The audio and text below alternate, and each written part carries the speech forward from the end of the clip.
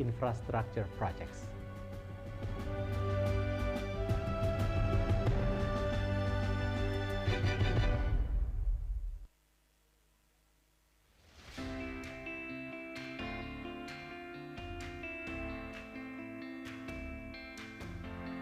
Infrastruktur menjadi lokomotif pembangunan nasional dan daerah yang menggerakkan pertumbuhan ekonomi suatu negara. Oleh karenanya, penting bagi pemerintah untuk mewujudkan kehadiran infrastruktur dalam kehidupan masyarakat, terutama infrastruktur dasar seperti penyediaan air minum, sanitasi, listrik, perumahan, jalan, serta fasilitas kesehatan dan pendidikan.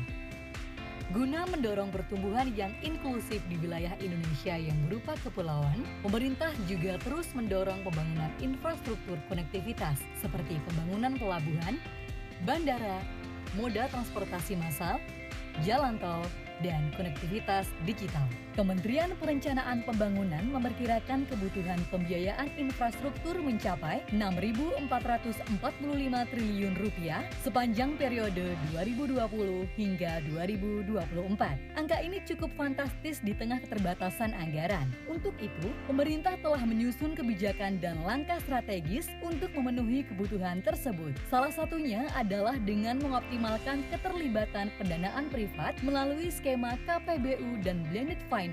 Diharapkan optimalisasi skema-skema pembiayaan inovatif tersebut dapat memenuhi 42% kebutuhan pembiayaan infrastruktur.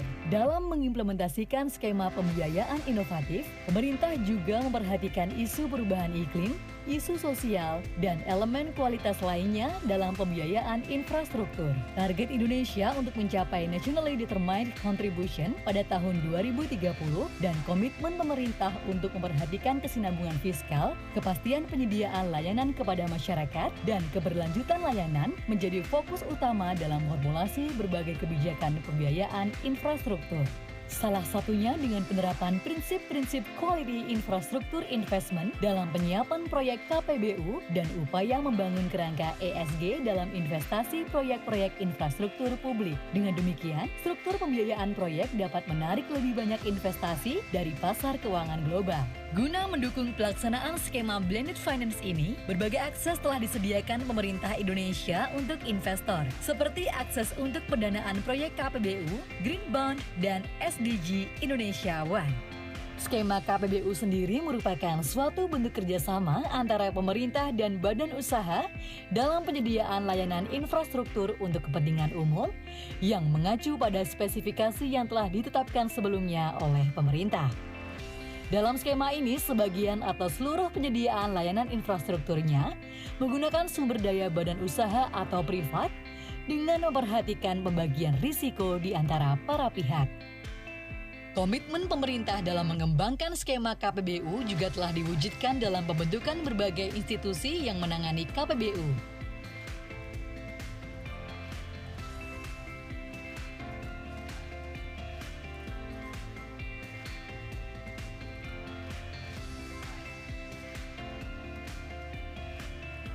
Dan sebagai wujud dukungan nyata kepada proyek-proyek KPBU, berbagai bentuk dukungan fiskal telah diformulasikan dan disediakan oleh Kementerian Keuangan, yang meliputi Project Development Facility untuk mendukung penanggung jawab proyek kerjasama dalam menyiapkan dan mentransaksikan proyek, Viability Gap Fund yang merupakan dukungan fiskal untuk sebagian biaya konstruksi proyek, penjaminan infrastruktur melalui PT PII, atau penjaminan bersama dengan Menteri Keuangan untuk meningkatkan creditworthiness proyek, asistensi dalam pelaksanaan proyek dengan skema KPBU Availability Payment, pendanaan pembebasan lahan untuk proyek strategis nasional, dukungan fiskal lainnya berupa pengaturan penggunaan barang milik negara, insentif pajak, dan koordinasi terkait keuangan daerah. Target tersebut juga didukung dari sisi penyediaan instrumen investasi yang mengedepankan isu lingkungan sebagai aksi nyata memerangi isu perubahan iklim. Indonesia saat ini telah mengembangkan Green Bond dan Green Sukuk Framework yang bertujuan untuk membiayai proyek-proyek infrastruktur hijau. Dengan skema KPBU dan instrumen pembiayaan yang mendukung pembangunan infrastruktur hijau yang berkualitas, akses bagi investor juga diperluas melalui SDG Indonesia One. SDG Indonesia One merupakan platform kerjasama pendanaan terintegrasi untuk mendukung pembangunan infrastruktur yang berorientasi pada pencapaian tujuan pembangunan berkelanjutan. SDG Indonesia One menyediakan sejumlah fasilitas, meliputi fasilitas pengembangan proyek yang dapat terintegrasi dengan PDF, fasilitas mitigasi risiko, fasilitas pembiayaan, dan fasilitas investasi. Dengan demikian, struktur pembiayaan infrastruktur di Indonesia dapat menjadi lebih variatif dan terbuka dengan berbagai instrumen. Pendekatan blended finance yang melibatkan banyak stakeholder ini diharapkan dapat mencapai pembangunan dan pengembangan infrastruktur secara optimal sesuai dengan komitmen Indonesia untuk menyediakan layanan infrastruktur yang berkelanjutan, ramah lingkungan, dan sesuai dengan kebutuhan masyarakat.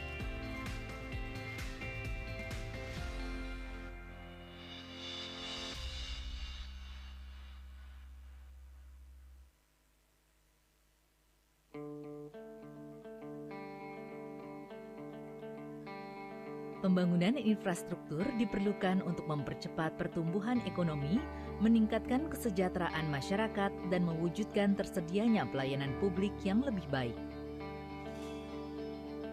Di tengah keterbatasan, pemerintah menawarkan alternatif pembiayaan yang melibatkan partisipasi pihak swasta guna memenuhi kebutuhan pembiayaan infrastruktur. Alternatif ini adalah skema kerjasama pemerintah dan badan usaha atau KPBU yang diatur melalui Perpres 38 tahun 2015. Untuk mendukung penerapan KPBU di Indonesia, Kementerian Keuangan melakukan inovasi pembiayaan infrastruktur melalui penyediaan berbagai fasilitas dan dukungan fiskal untuk proyek-proyek infrastruktur dengan skema KPBU. Direktorat Pengelolaan Dukungan Pemerintah dan Pembiayaan Infrastruktur atau PDPPI ditugaskan oleh Menteri Keuangan untuk memproses penyediaan PDF, VGF, dan penjaminan secara profesional dan kredibel. Project Development Facility atau PDF merupakan fasilitas untuk membantu penyiapan proyek secara profesional untuk menarik minat investor. Penanggung jawab proyek kerjasama atau PJPK yang mengajukan permohonan PDF akan diberikan pendampingan oleh tenaga profesional untuk membantu mempersiapkan prastudi kelayakan, menyusun dokumen pelelangan dan pelaksanaan transaksi, hingga tercapai financial close atau perolehan pembiayaan dari perbankan maupun lembaga pembiayaan. Fasilitas kedua, Viability Gap Fund atau VGF, merupakan dukungan yang disiapkan oleh Kementerian Keuangan dalam bentuk kontribusi sebagian biaya konstruksi yang diberikan secara tunai untuk proyek KPBU yang belum mencapai kelayakan finansial.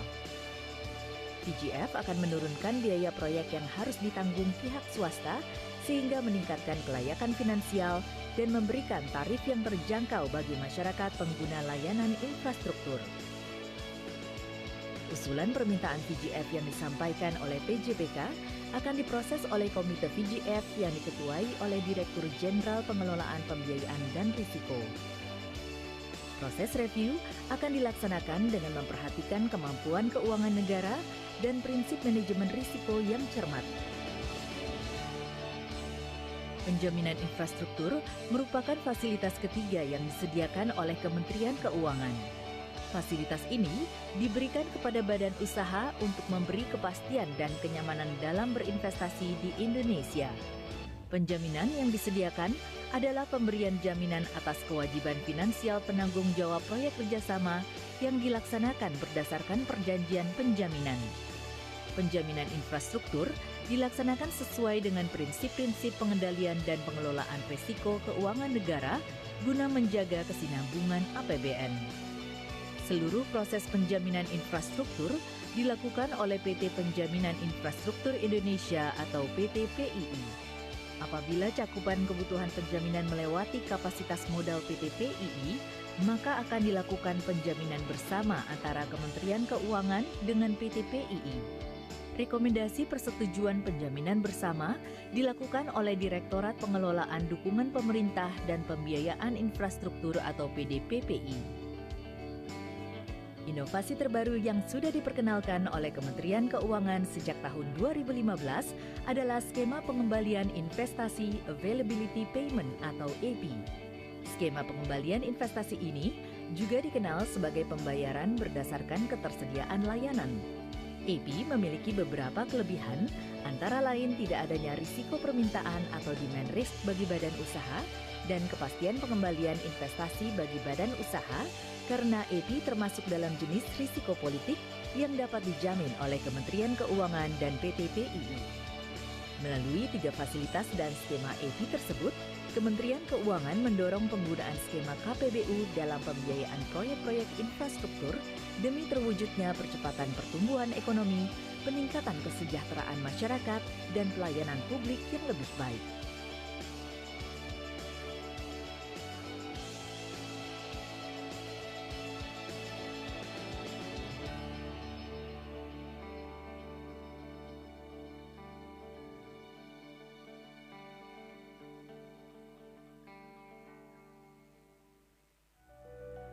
Every achievement started with a single step. We may look forward, but our present actions should be accountable.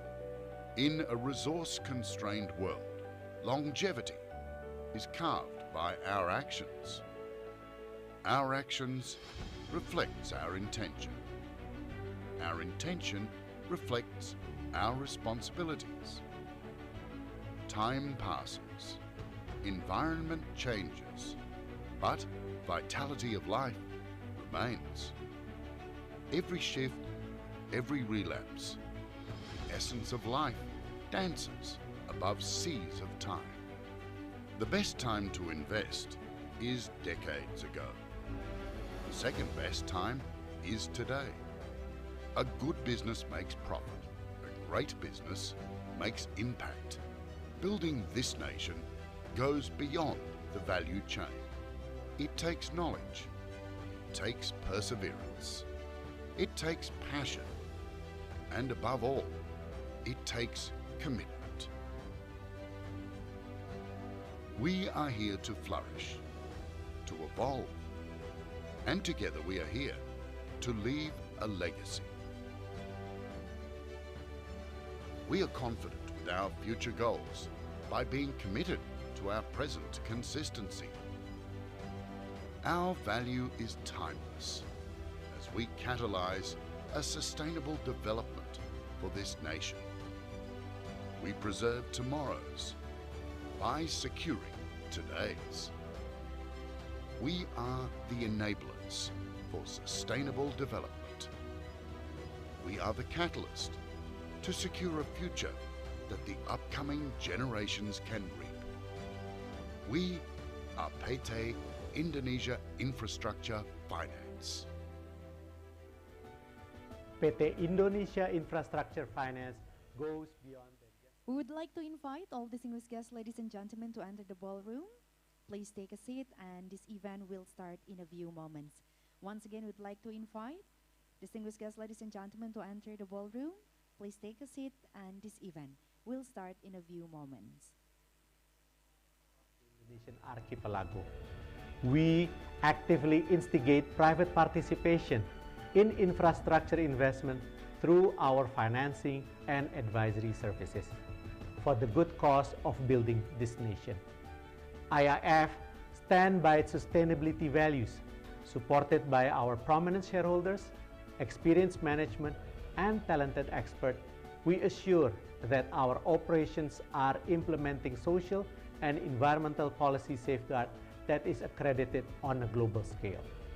Over a decade of our existence, IIF has proven our premise that we are not only here to come, but we are here to move forward in leaps and bounds. IIF will always be committed to make an impact to the growth of this nation through sustainable infrastructure projects.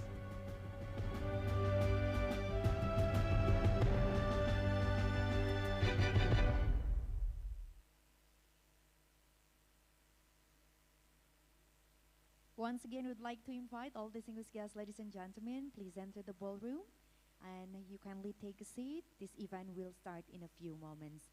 Once again, we'd like to invite all distinguished guests, ladies and gentlemen, you may enter the ballroom, please take a seat, and this event will start in a few moments. Thank you. Dasar seperti penyediaan air minum, sanitasi, listrik, perumahan, jalan, serta fasilitas kesehatan dan pendidikan. Guna mendorong pertumbuhan yang inklusif di wilayah Indonesia yang berupa kepulauan, pemerintah juga terus mendorong pembangunan infrastruktur konektivitas seperti pembangunan pelabuhan, bandara, moda transportasi massal, jalan tol, dan konektivitas digital.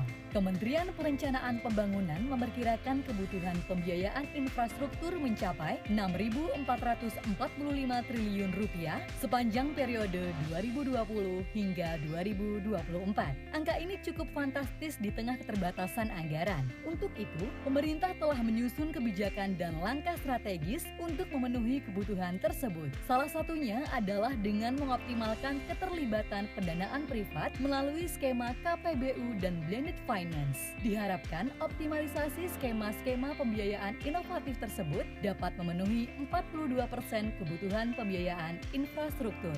Dalam mengimplementasikan skema pembiayaan inovatif, pemerintah juga memperhatikan isu perubahan iklim, isu sosial, dan elemen kualitas lainnya dalam pembiayaan infrastruktur. Target Indonesia untuk mencapai Nationally Determined Contribution pada tahun 2030 dan komitmen pemerintah untuk memperhatikan kesinambungan fiskal, kepastian penyediaan layanan kepada masyarakat, dan keberlanjutan layanan menjadi fokus utama dalam formulasi berbagai kebijakan pembiayaan infrastruktur.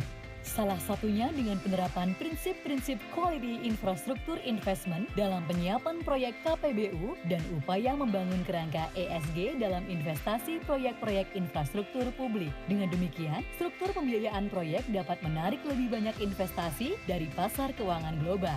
Guna mendukung pelaksanaan skema blended finance ini, berbagai akses telah disediakan pemerintah Indonesia untuk Ladies and investor, gentlemen, seperti please welcome akses Her untuk Excellency pendanaan Minister of proyek Finance of the KPBU, Republic of Green Bank, Indonesia, dan Ms. Sri SDGs. Mulyani Indrawati.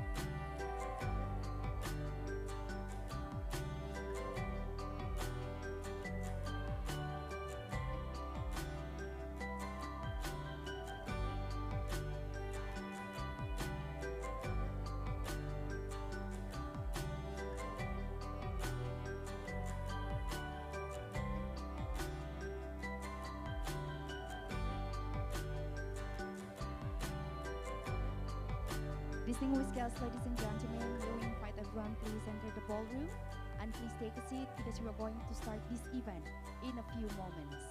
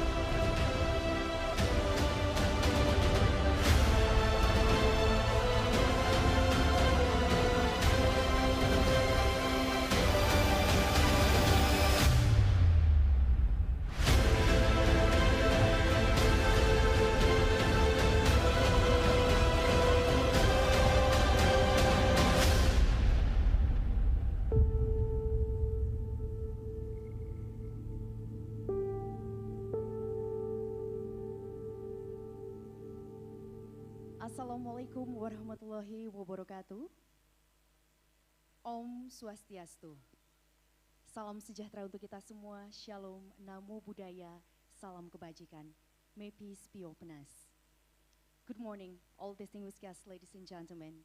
Allow us to extend our warmest welcome to the launching of ESG Framework and Manual, Journey to ESG Implementation for Infrastructure Financing in Indonesia.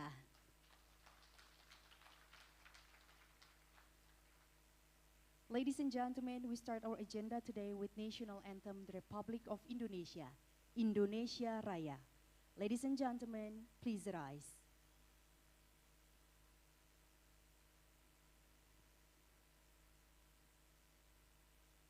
Indonesia Raya.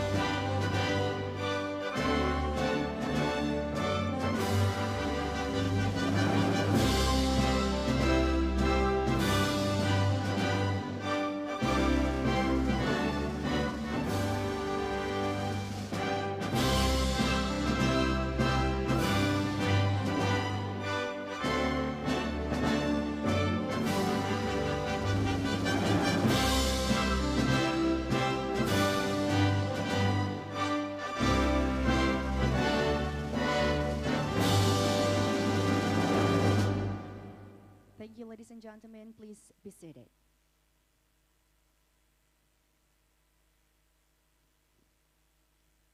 And this morning, we would like to greet and welcome Minister of Finance of the Republic of Indonesia, Her Excellencies Ms. Sri Mulyani Indrawati, Canadian Ambassador to Indonesia and Timor-Leste, Ms. Nadia Berger, Director General of Budget Financing and Risk Management, Ministry of Finance of Indonesia, Mr. Suminto, Director General of Fiscal Balance, Ministry of Finance of Indonesia, Mr. Luki Alfirman, Director General of Infrastructure Finance, Ministry of Public Works and Housing, Mr. Heri Trisaputra Zuna, Resident Representative United Nations Development Program Indonesia, Mr. Norimasa Simonura, CEO of PT Indonesia Infrastructure Finance, Mr. Reynaldi Hermansyah, CEO of PT Sarana Multi Infrastruktur Persero, Mr. Edwin Syahruzad, CEO of PT Angkasa Pura I, Mr. Faik Fahmi, and our distinguished guests and all participants. Allow me to introduce myself. My name is Dwi Farah, and it's a great honor and privilege to be an MC for today's event. Ladies and gentlemen, this event also broadcast live on YouTube of Ministry of Finance of Indonesia and PT Indonesia Infrastructure Finance.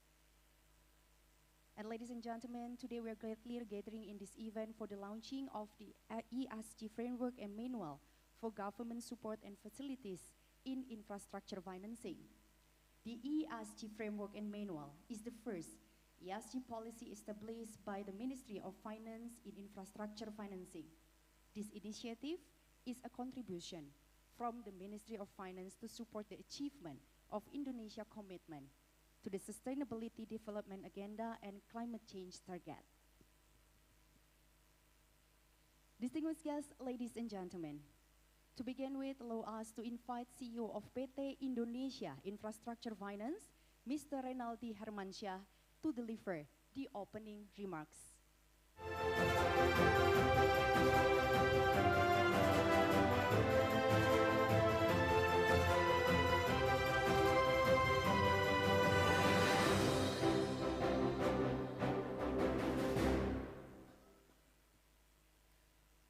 Assalamualaikum warahmatullahi wabarakatuh.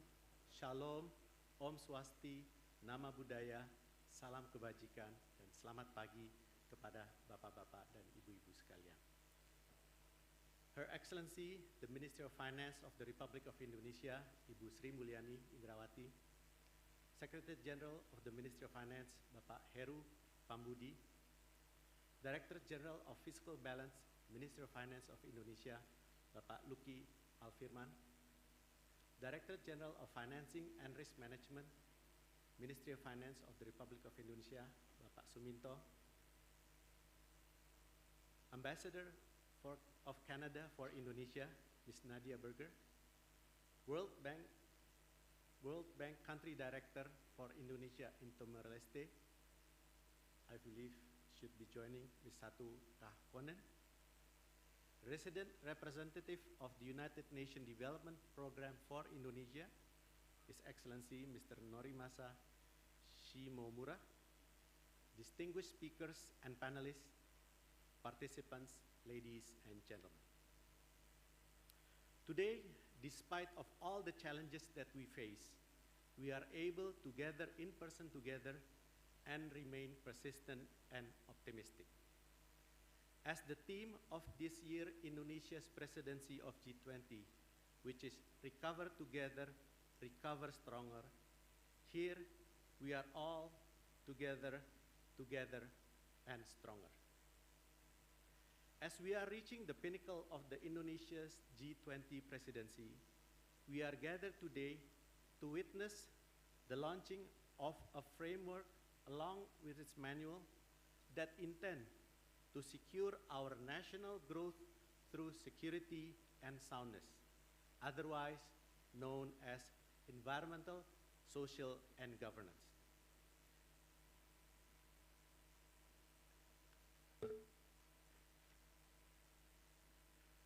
From mid-2021, various institutions have collaborated to develop a framework which enables a thorough application of ESG factors in infrastructure projects.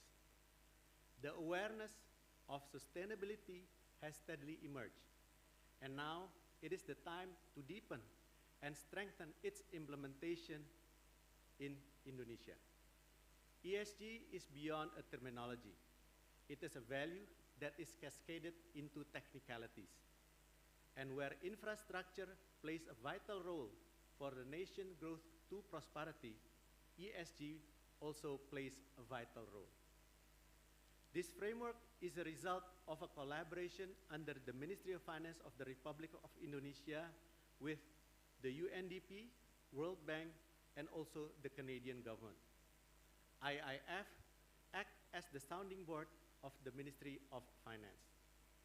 Through this framework, ESG practices are expected to be the basis for all projects registered as a public-private partnership, while simultaneously increasing the involvement of private institutions in financing sustainable infrastructure. And that let us today formally witness the launching of the ESG Framework and Manual, a journey of ESG implementation for infrastructure financing in Indonesia. Let's give it a applause.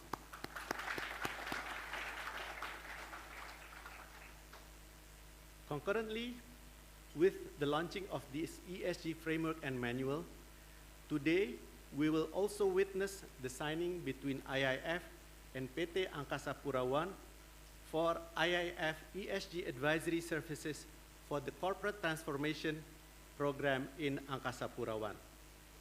This ESG-based transformation program of Angkasa Pura I will mark the beginning of the transformation of over 10 airports in Indonesia. It is also an honor for us that this event will be able witnessed by the Ministry of Finance, Ibu Sri Mulyani Indrawati. Therefore, ending my opening speech today, Without challenges, we would not grow. The challenges ahead are immense, but our efforts will be bigger. Thank you.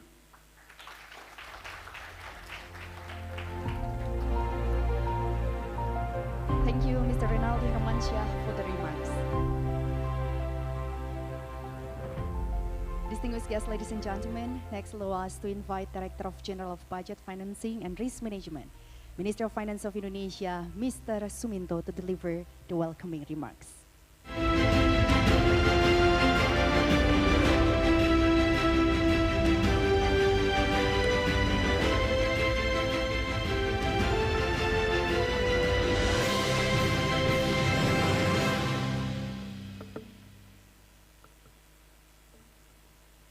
Bismillahirrahmanirrahim. Assalamualaikum warahmatullahi wabarakatuh. Selamat pagi, salam sejahtera untuk kita semuanya. Om Swastiastu, Namo Buddhaya, salam kebajikan. Her Excellency, Ibu Sri Mulyani Indrawati, Minister of Finance, His Excellency, Bapak Basuki Hadi Mulyono, in this case represented by Pak Heri, Her Excellency, Ms. Nadia Berger, Ambassador of Canada for Indonesia and Timor-Leste, Her Excellency Ms. Satu Kahkonen, the World Bank Country Director of Indonesia and Timor-Leste, His Excellency Mr. Norimasa Shimomura, Resident Representative of UNDP for Indonesia, distinguished speakers, panelists, delegates, participants, ladies and gentlemen. It is an honor for me to welcome you all to Bali for this important event to launch the ESG Framework and Manual, Journey of ESG Implementation for Infrastructure Financing in Indonesia. It is also an honor for me to continue the work that has been done under Pak Luki leadership. He has made a significant contribution in developing the framework. Ladies and gentlemen, the ESG initiative and the development of the framework and manual started back in early 2020. It is a significant part of the Indonesian government ongoing commitment to addressing climate issues and progressing the sustainability agenda. The manual provides guidance on implementing the framework to ensure the provision on infrastructure delivers positive impact to the economy. They also provide guidance on minimizing negative environmental aspects, in which this can be achieved by carrying out mitigation activities conducted at the commencement of projects. The initiative also reflects the importance of sustainable, resilient, inclusive, and transparent development in the country, particularly in the area of the infrastructure financing. Ladies and gentlemen, during the development of the framework and manuals, we communicated with our stakeholders regularly. We benchmark the framework against international principles and guidelines. Our sincere thanks go to the UNDP and the World Bank for the continuously supporting our efforts to deliver these documents. It was also crucial that we consider Indonesia context to make the framework and manual actionable. The preparation and finalization of the deliverables required close collaborations with the Ministry of Finance SMVs and government contracting agencies. To be actionable, the initiative include the development of detailed guidelines on the incorporation of ESG in the infrastructure projects. This will be important for us at the Ministry of Finance, the contracting agencies, private partners, as well as our SMPs who are directly assisting the contracting agencies in implementing the framework. Ladies and gentlemen, the development of ESG Framework and Manual is just one part of the policies and instruments that Indonesia has for progressing towards the SDGs.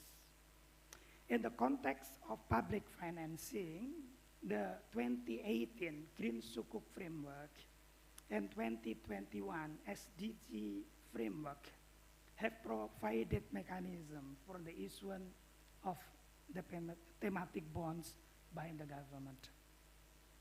From 2018 to 2021, 4 global green sukuk and 3 domestic retail green sukuk has been issued to finance green projects. Green sukuk financing is estimated to have reduced greenhouse gas emissions by more than 10 million tons from 2018 to 2020. Financing was allocated across 5 eligible green sectors, including renewable energy, energy efficiency, improving climate resilience for vulnerable areas, sustainable transportation, and waste management. The SDGs framework was followed with the issuance of the first 12 years 500 million euro SDG bonds to finance environmental and social projects contributing to the 2030 National Development Agenda. This marked a historic milestone for the country as the first Asian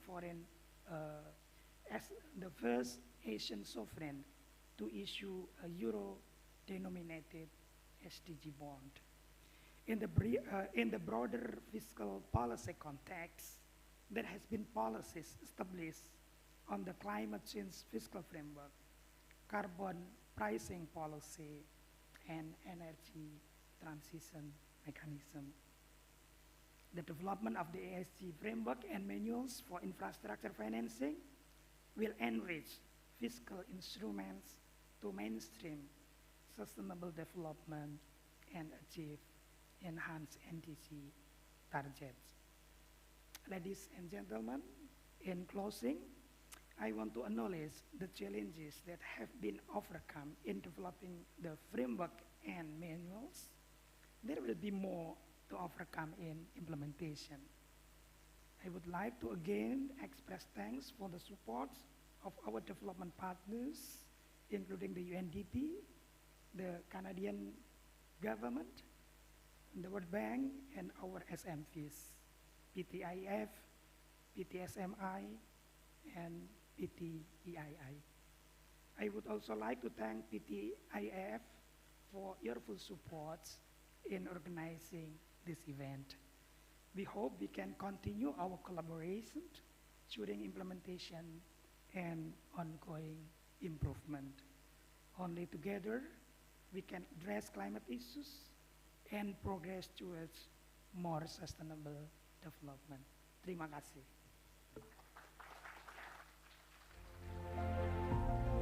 Thank you, Mr. Suminto, for the remarks.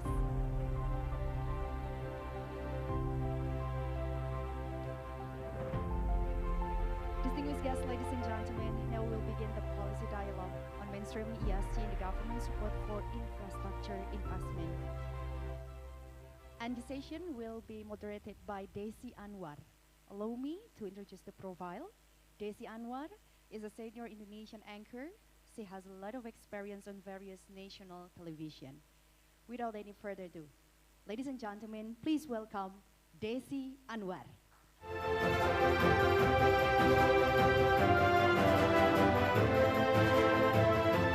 Excellencies, ladies and gentlemen, very, very good morning to you all. And isn't it exciting now to be in Bali? I mean, finally, we are getting to that moment when we are celebrating the G20 summit. I'm excited. I mean, I'm sure you're excited too. I mean, it's been such a long, arduous road to get here, and it's great to feel the buzz. in Bali, and it's my great honor and pleasure to host this session. Just a little bit of caveat, just in case I break out into this coughing fit, Minister. It's not because I've got COVID. It's last week I was swimming with whale sharks in Sumbawa. I caught a little bit of a chest cold. In Indonesian, it's called masuk angin.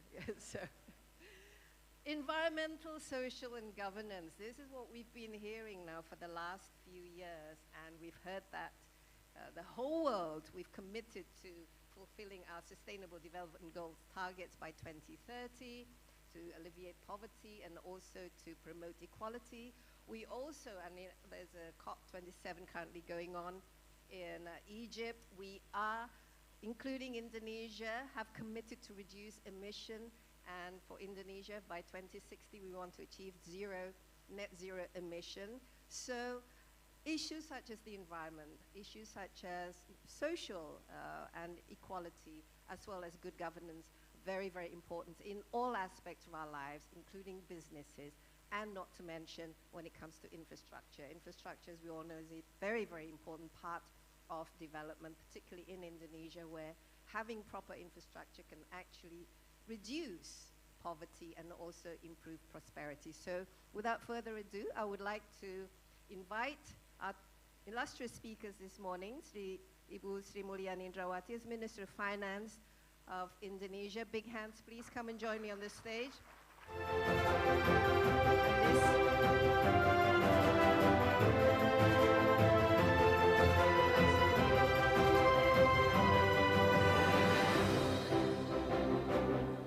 I like your batik. I mean, I'm always trying to look like Ibu Sri Mulyani whenever I interview her. I said, I wonder what batik she's going to wear today. And what do you think of my batik? Yeah. And to the stage as well, Resident Representative UNDP Indonesia, Mr. Norimasa Shimomura. Please join me on the stage.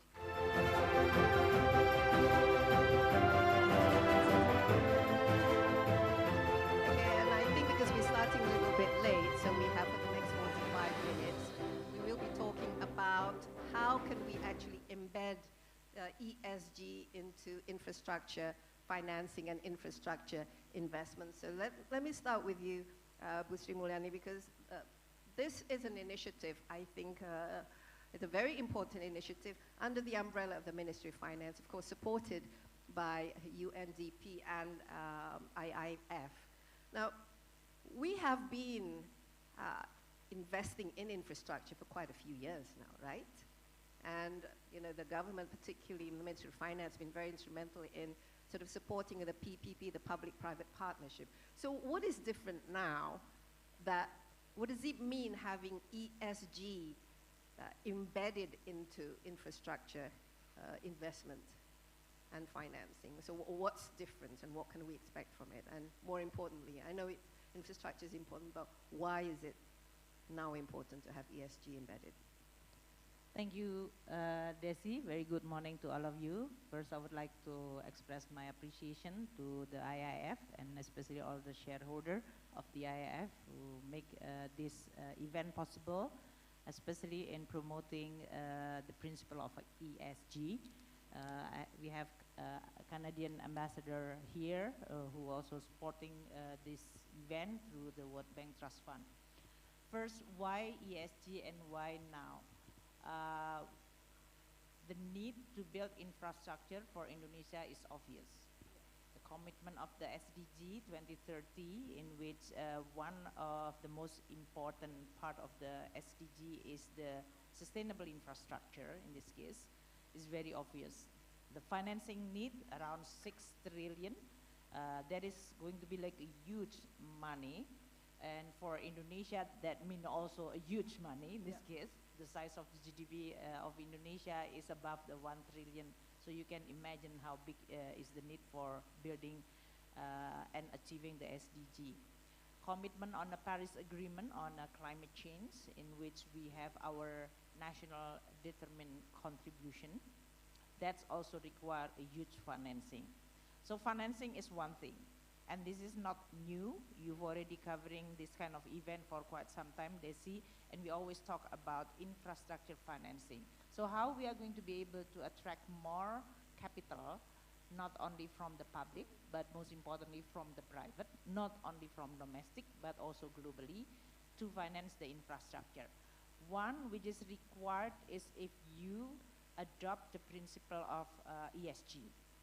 Why ESG? ESG now becoming a principle which is adopted widely and mainstream even within the context of the global practice of financing infrastructure. ESG stands for environmental, sustainable, and governance.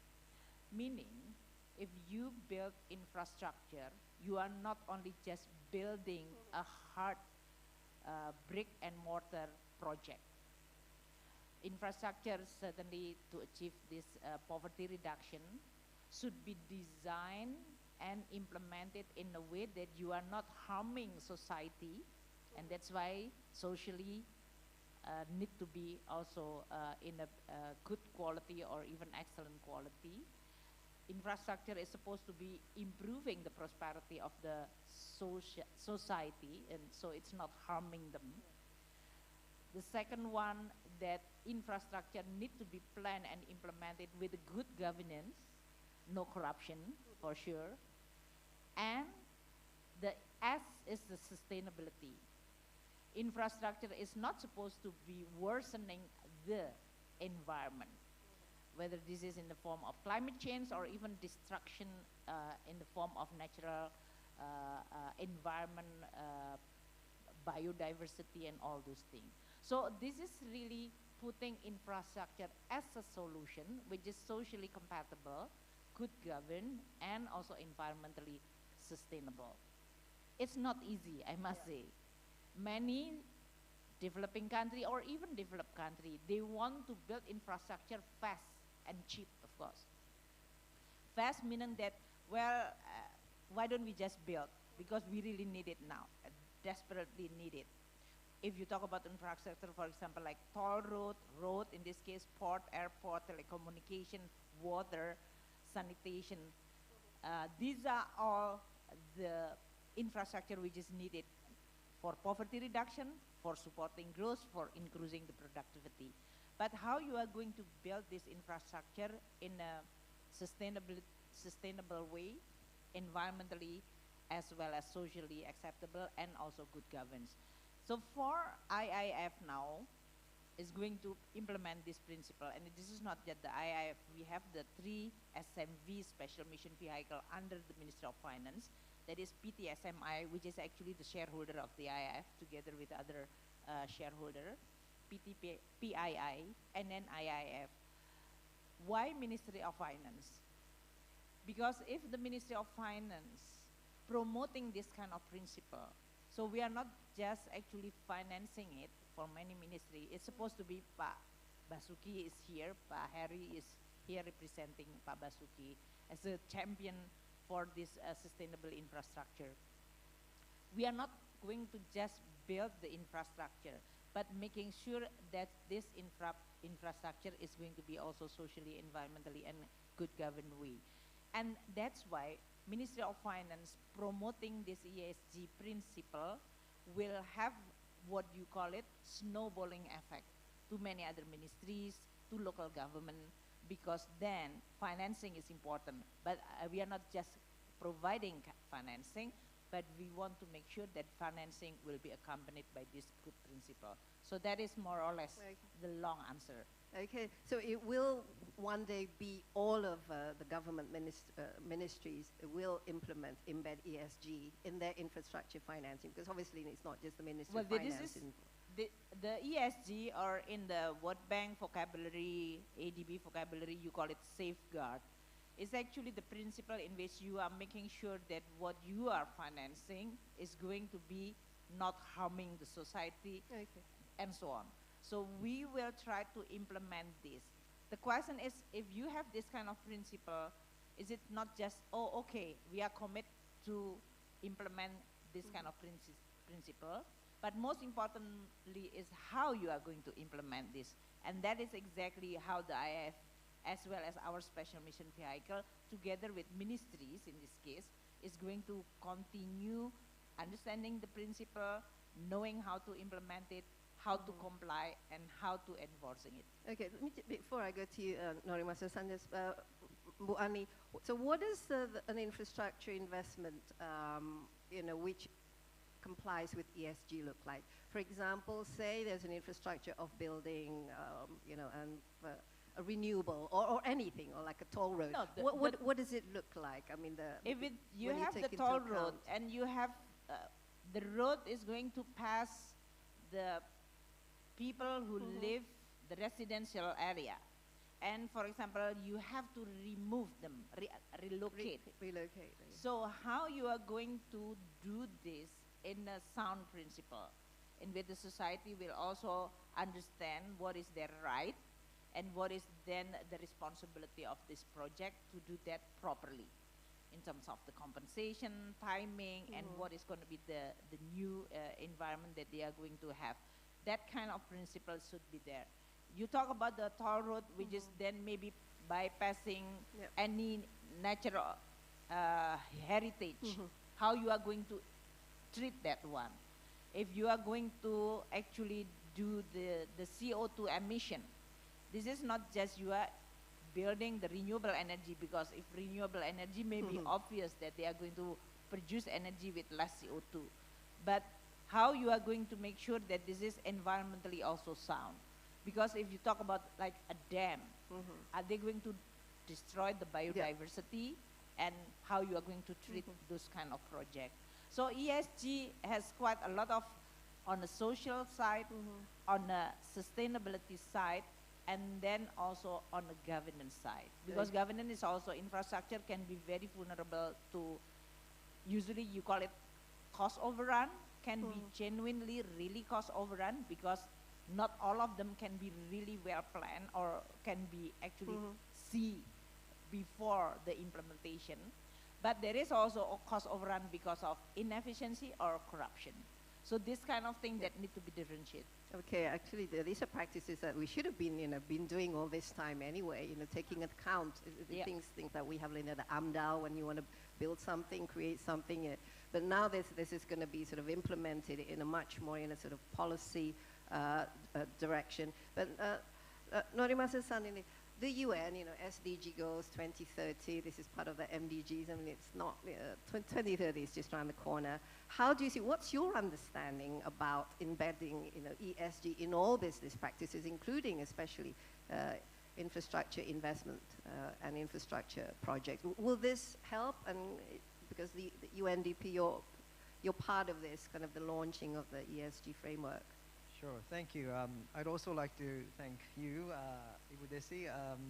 A lot of my colleagues said, oh, she's a super anchor, so I was actually looking forward to meeting you, of course, Ibu Minister. And thank you very much for having me, and also congratulations for the Government of Indonesia for launching the framework on SDGs as well as the manual to make it happen.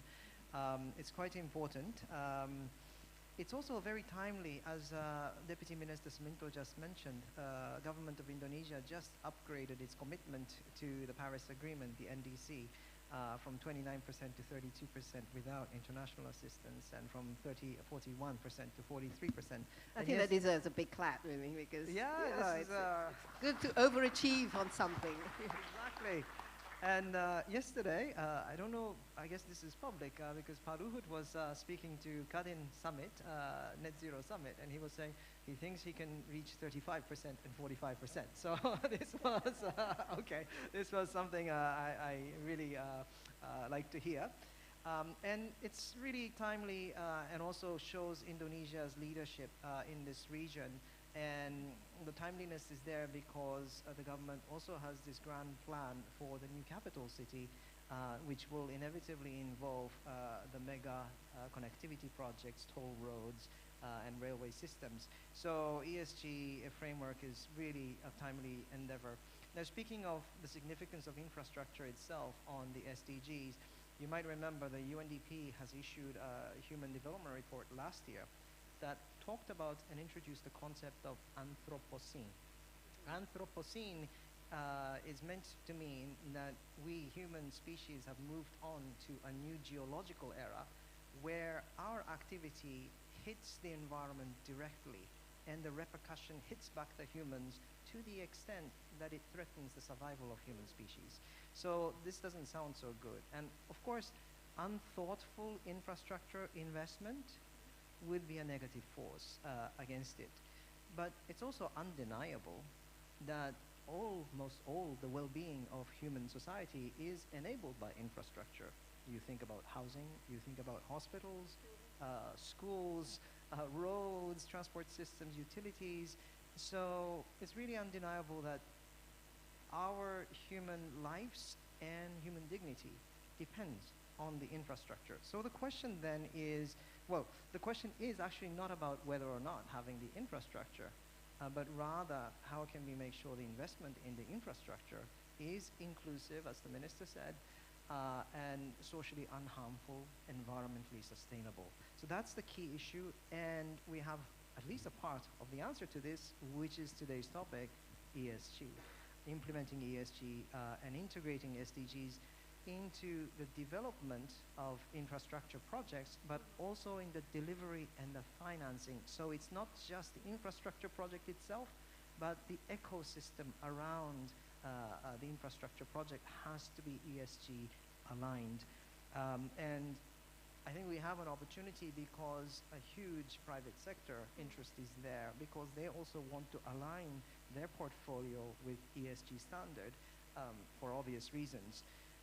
But we are also aware that different countries can have different pace and pathways to this, and I learned from the discussion in the G20 Global Infrastructure Hub. They discussed that, you know, developed countries and developing countries, emerging markets can have different paces, and they discussed, you know, what did they say?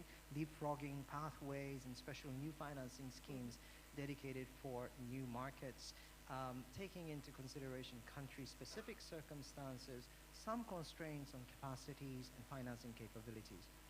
Okay.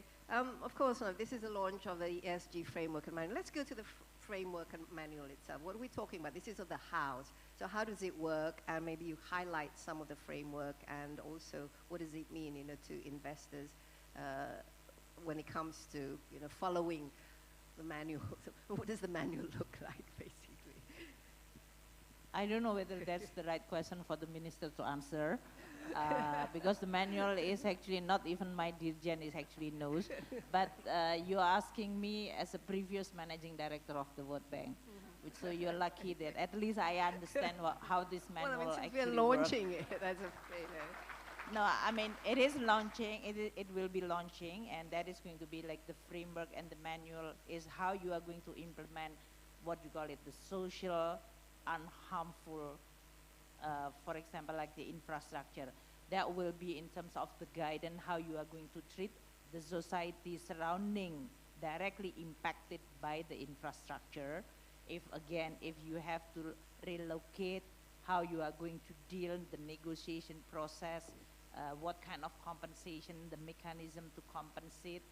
If you are talking about they are going to be affected, how you are going to then discuss with the society surrounding you. If it is going to be a sustainable aspect, then you are talking about the environment. In this case, the treatment regarding whether this is the biodiversity, the pollution, all those things. Labor negotiation is going to be very important. How you are going to procure the project in a way that it is going to be no conflict of interest, all those things. My own personal experience in this case, for when I was the managing director of the bank and overseeing a lot of projects, when you implement the ESG, you really have to have a social expert that really understand the society surrounding it. You have to have the environmentalists. You also have the people who are overseeing the governance. So it's actually costly and complicated. Yeah. So your question should be like this. Ibu, how you are going to make sure that the infrastructure which is using the ESG principle is not going to be too expensive and too long to implement, to prepare. Yeah. And that is actually my question to all my team. What I'm asking is that I want to have a good principle, but should not be an excuse that when you implement designing a project which is socially good, environmentally good, and good governed, it doesn't have to prepare for 5 years. So if you we have a president, one term of the president is 5 years. If you are elected, I'm going to build infrastructure, and preparing the project need 5 years. By the end of his term, there is no project built. It's just the preparation. That will not be acceptable. Not only politically, but also in addressing the issue of poverty. Poor people cannot wait for years only for implementing the project on behalf of all these good principles. So the challenge in this case is how you are going to be able to implement a good principle project, but then it's not going to be delaying too long and becoming unaffordable because too expensive. Pak Rinaldi or Pak Luki, Pak Minto is going to be, Ibu, we are still learning. So if we are going to the league, in this case, we are still in an ASEAN game. Don't send us to the Olympic game. I don't know whether, I always said that there is only one game that is the Olympic game on the ESG.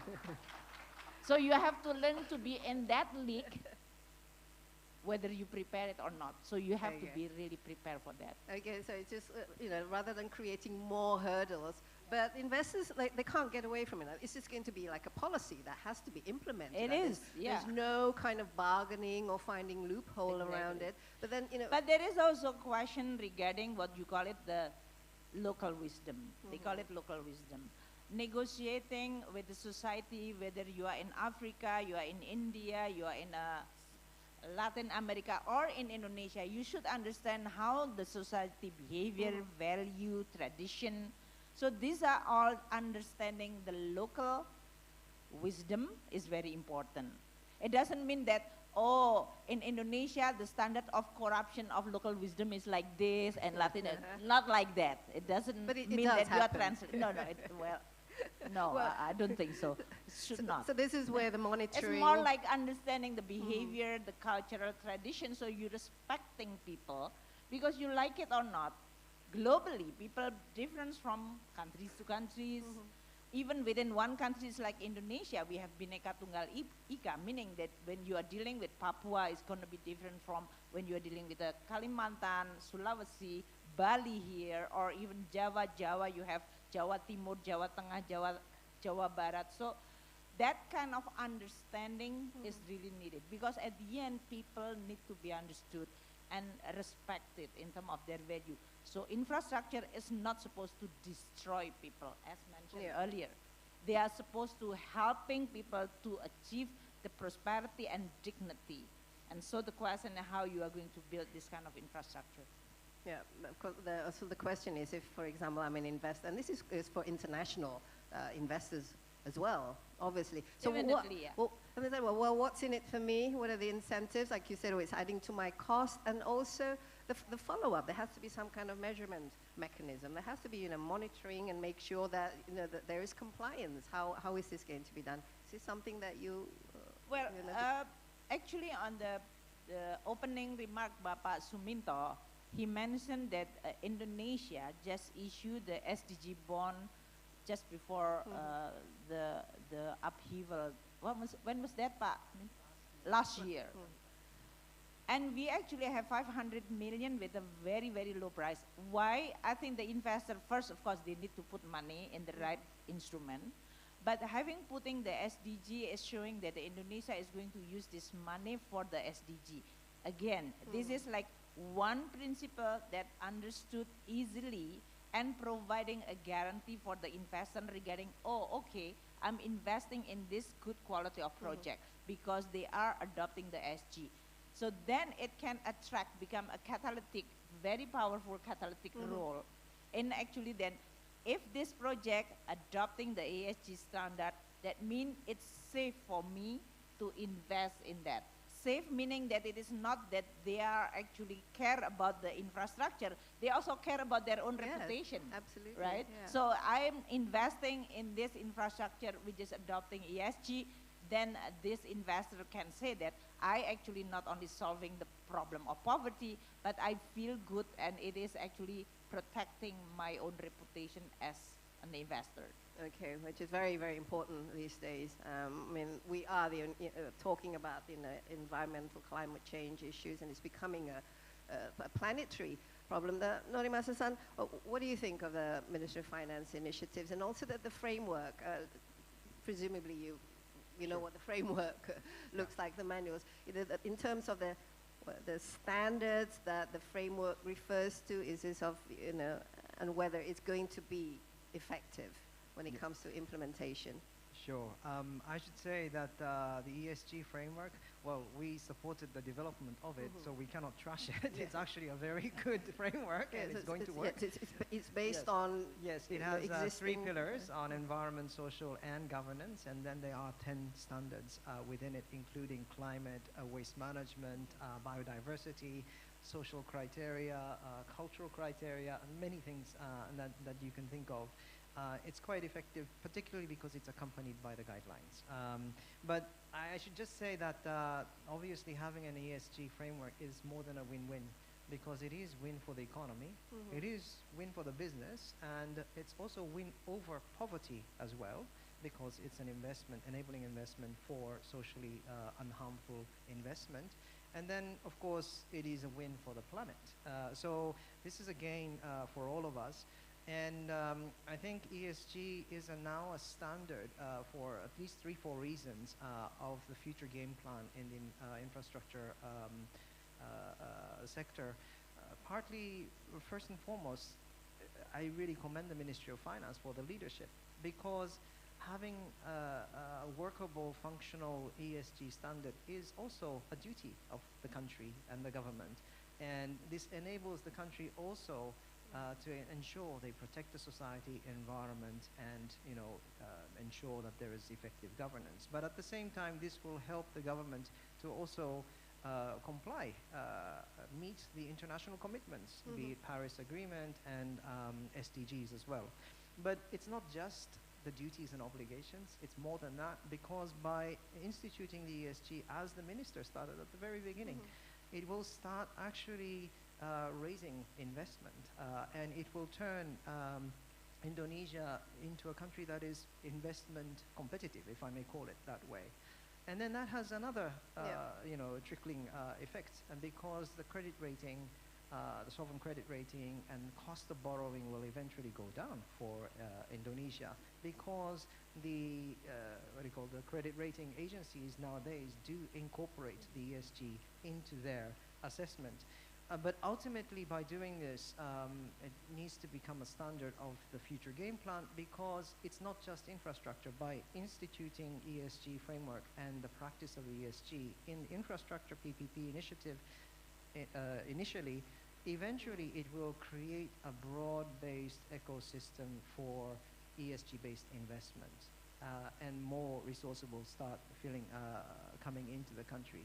And I've actually seen these projects myself, and recently I went to Winch Island, and there was elevated deck for humans to walk. And I heard the purpose of that elevated deck was to protect the people from Komodo dragons. But then I told the vice minister who was with me that, well, actually you're helping the biodiversity to be intact. But obviously, I just wanted to finish my reply by saying that these actually complement many good things that the government is doing. For instance, the work on Green Sukuk, SDG bond, it goes hand in hand, because those resources, funding that you raise through the Sukuk is invested in some of the infrastructure. And we as UNDP are very proud and grateful that we just finished the first SDG impact reporting with the Ministry of Finance, and we are continuing to do that.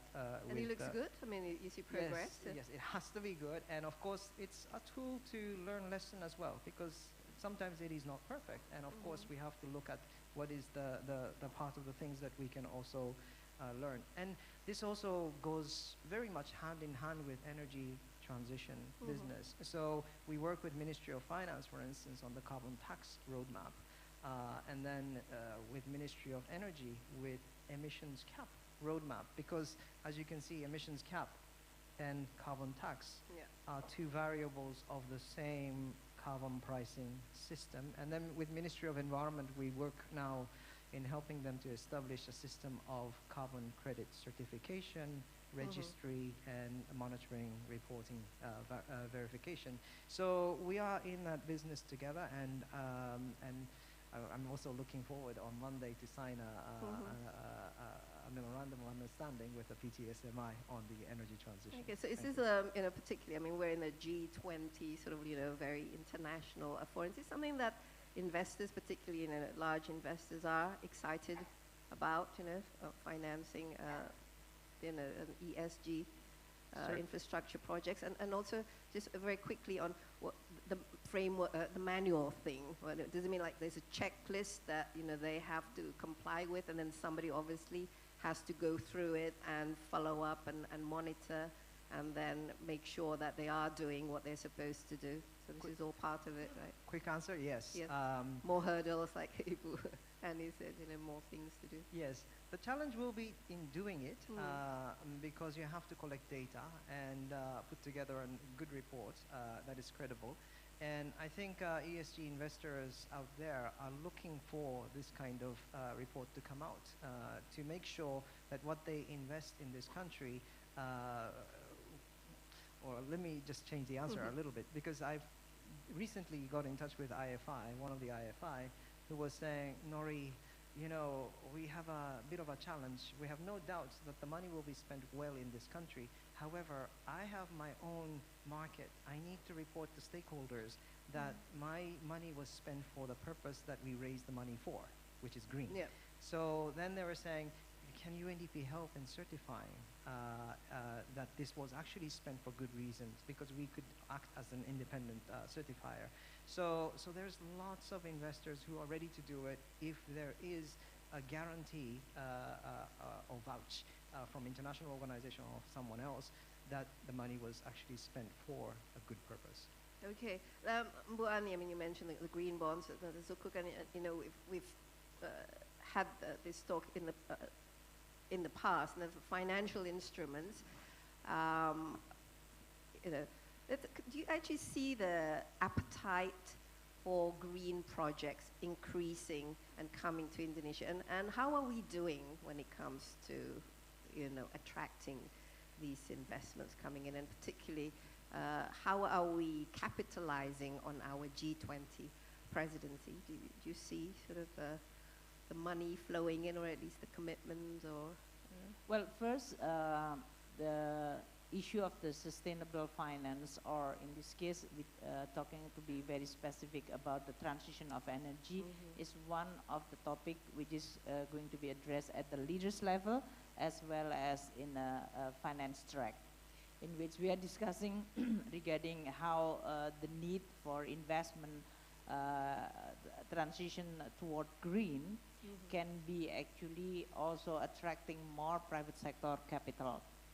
It cannot be only fulfilled by the public money, that is the government budget, all through the multilateral institution like World Bank, ADB, AIIB, Islamic Development Bank, Inter-American Development Bank, and all the regional banks.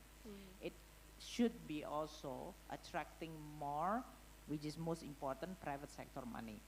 Now, for us to be able to create the leverage, policy leverage to attract more private sector money, first, from the supply of money that is the private sector owned, the regulation that is governing those money should also mainstream this kind of ESG, including the green.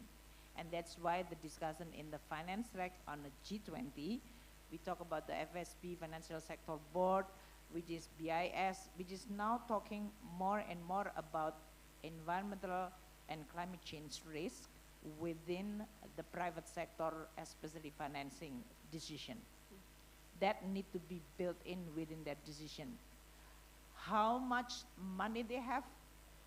130 trillion, that's according Mark Carney on the, what you call it, UNFCCC. They have more than 130 trillion money under their management, asset under their management. So how they are going to use this money?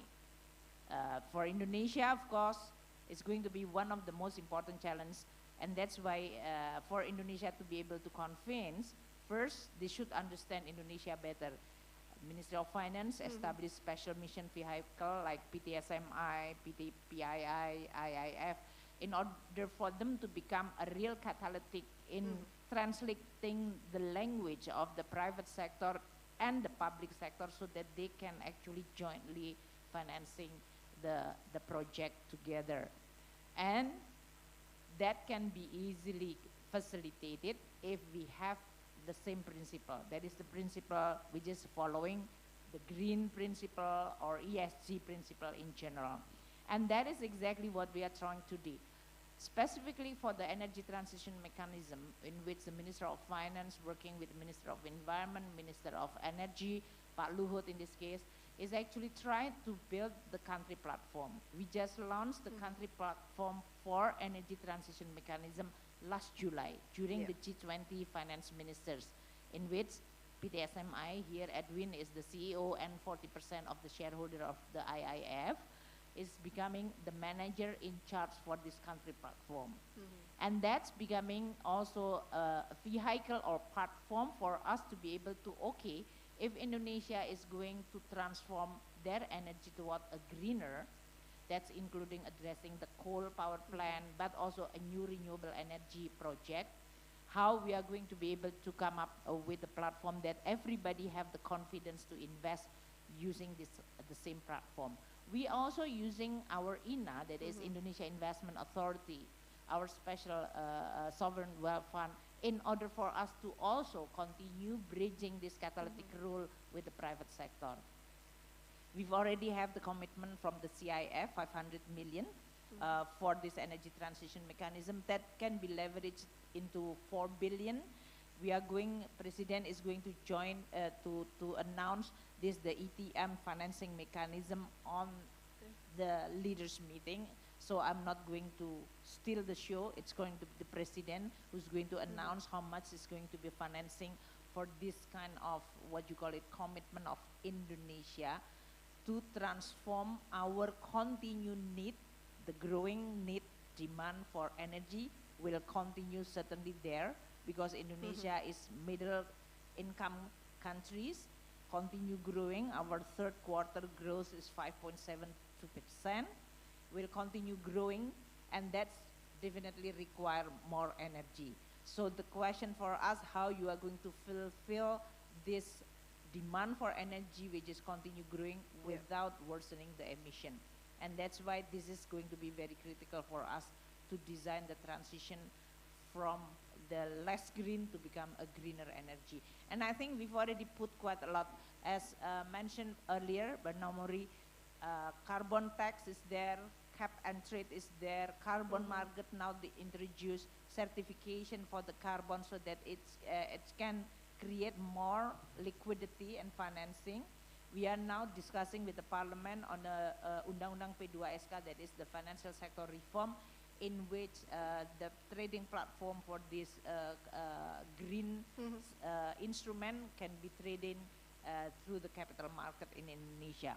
So that's all what we call it building block and foundation for us to be able to make sure that from regulatory point of view, policy point of view, instrument and institutional point of view, these are all going to be the building block needed for us to be able to attract more capital. That is private sector, trillion coming to Indonesia, billion and billion in order for us to design the right transition. So there's a ESG infrastructure investment. It That's comes definitely under the ETM. Yes. Is it all one? So it's all one door. Yes. Well, the green is one which is maybe heavy on the sustainability, but it is also then on the governance and social. I think they are all equally also important. Okay, just out of interest, so we need 6 trillion, for infrastructure project. Because there's a financing gap, that's why there's a PPP. The government cannot finance everything, obviously. So what does it look like now, especially we have the multi-development banks, we have the private sector, we have international philanthropists, whatever. How do you see the structure for our infrastructure investment coming from? Maybe? Well, the biggest need, road, toll road and road is going to be there. railways is another. I think for Indonesia, Indonesia is an archipelago country, and that's why port is going to be very important. Telecommunications is the one in which government putting also our own public money in order for us to be able to build the infrastructure for the telecommunication. So connectivity is very, very important for a country as big as Indonesia, and especially because our country have some area, some region which is still lag behind comparing to the maybe Pulau Jawa in this case. And that's why we really have to make sure that the investment on infrastructure is going to be very important. How you are going to structuring it? For many of this project, which is maybe financially not feasible, usually we are going to use more public money. And if it is going to be like design it in a way that it can then be prepared in a way that it will attract more private capital, then we are going to do it. Pak Hari from the Minister of PUPR now have the responsibility that all the infrastructure that we have already built can become an asset class. This is very important because when you just build it and then become an asset and then you are not going to like leverage those assets, that's become one of the most unproductive one. So that's why for Indonesia to increase more the financing sophistication but still prudent, you have to make sure that the infrastructure being built becoming an asset class. And this will require quite a lot of another structuring financing, because many of the investors saying that I want to finance Indonesia, but I don't want to take the risk of the construction and preparation risk. So I want to invest when the infrastructure is already finished being built and now they are generating revenue, I'm going to invest. So for us, how we are going to first preparing project, that is very important one. Usually using the ADB standard, World Bank standard, IFC standard, then you are going to be, okay, if this standard is good, that's including the ESG standard, they say that, oh, this project is good.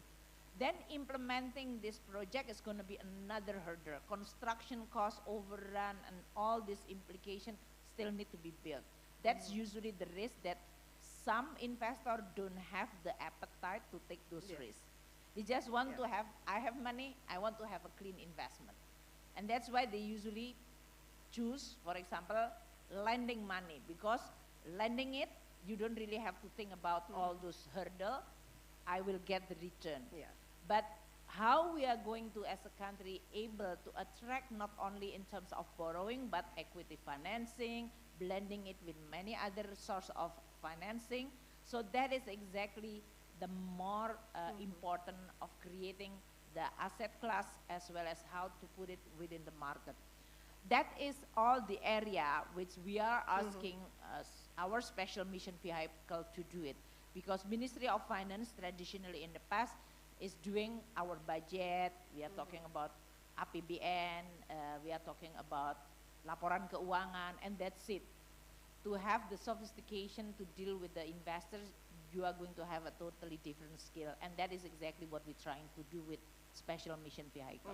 And it's good that you had experience in the World Bank, so you can, wear different hats. Norimasan-san, there is a lot of money, obviously, in the private sector. They are thirsty for, good and new investments.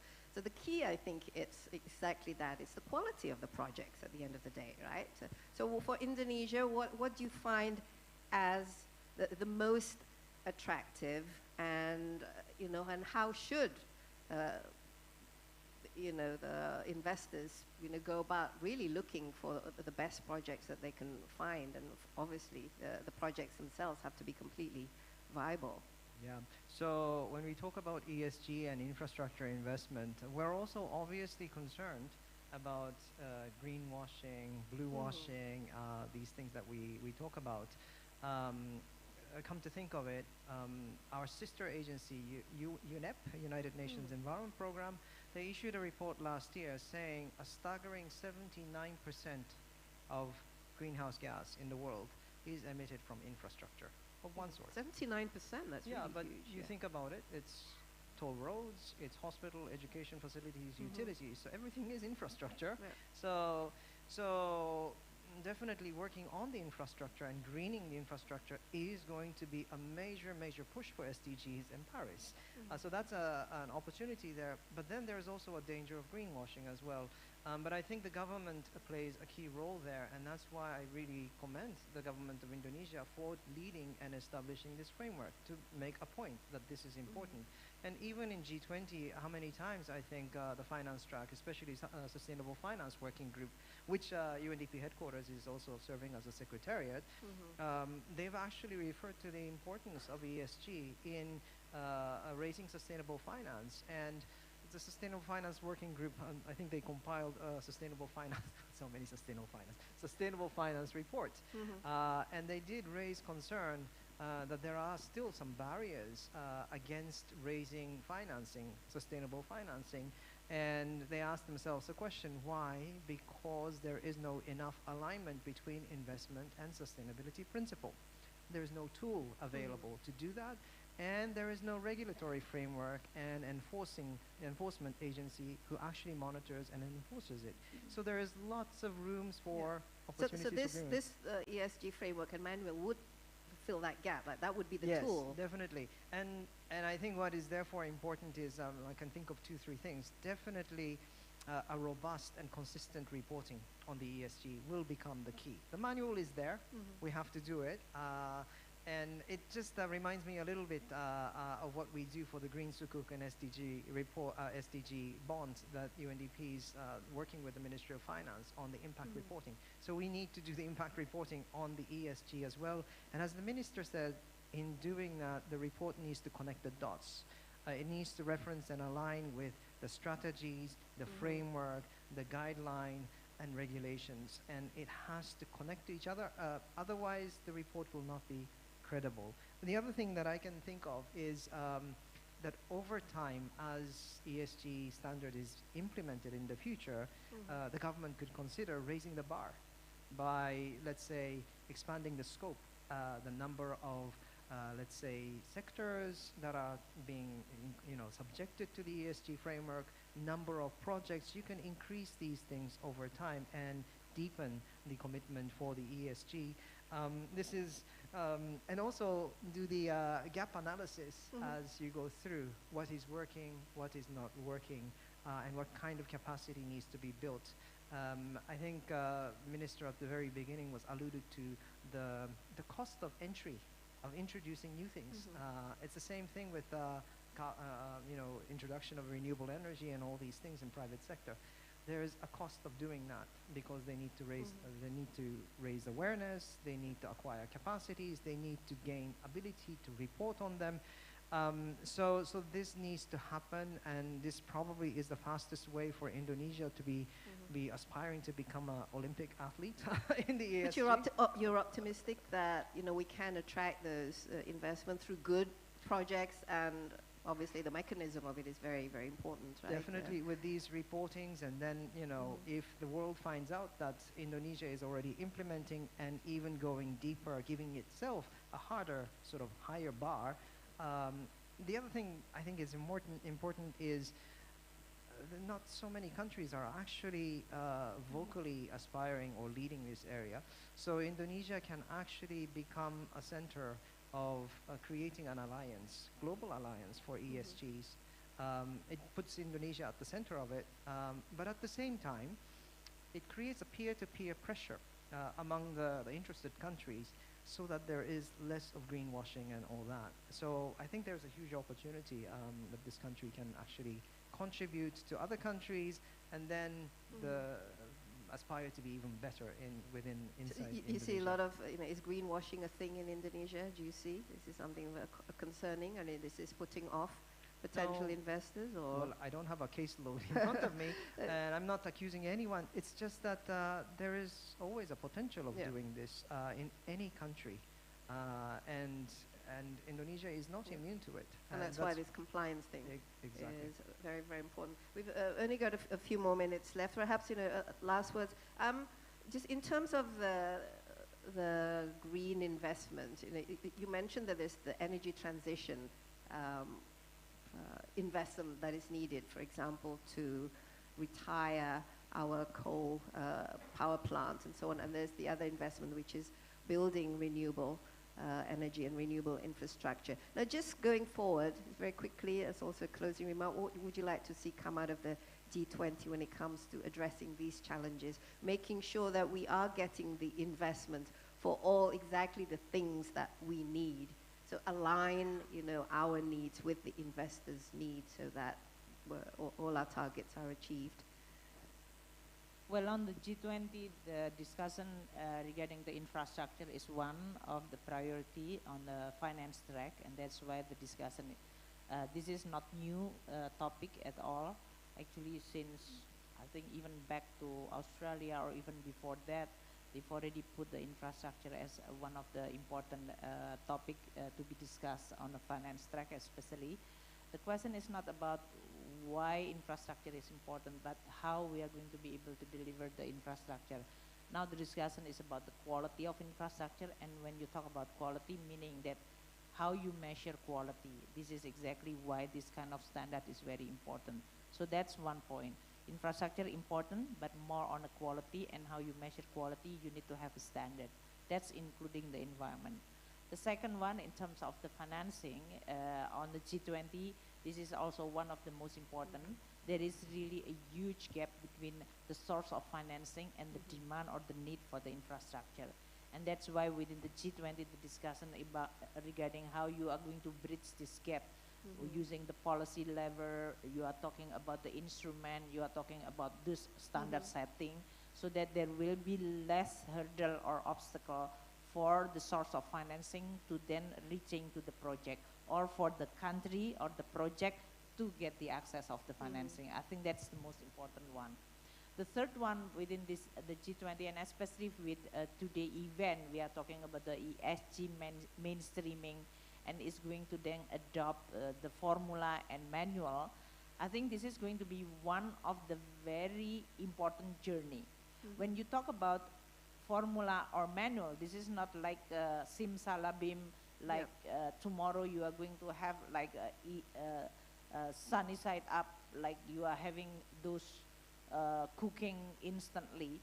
This is really a journey. If you are going to like have the manual, or even in this case the standard, we have to make sure that when the standard is going to be established and mainstream, the compliance is going to be very important. And that's why you are going to see more and more, when you talk about infrastructure, maybe what we have in mind is always, oh, we have to hire more engineer, civil engineering maybe, and financing expert to make sure that they are. But we are going to be also hiring more and more the social expert, the environmental aspect, expert. And that is going to be something which is good for Indonesia.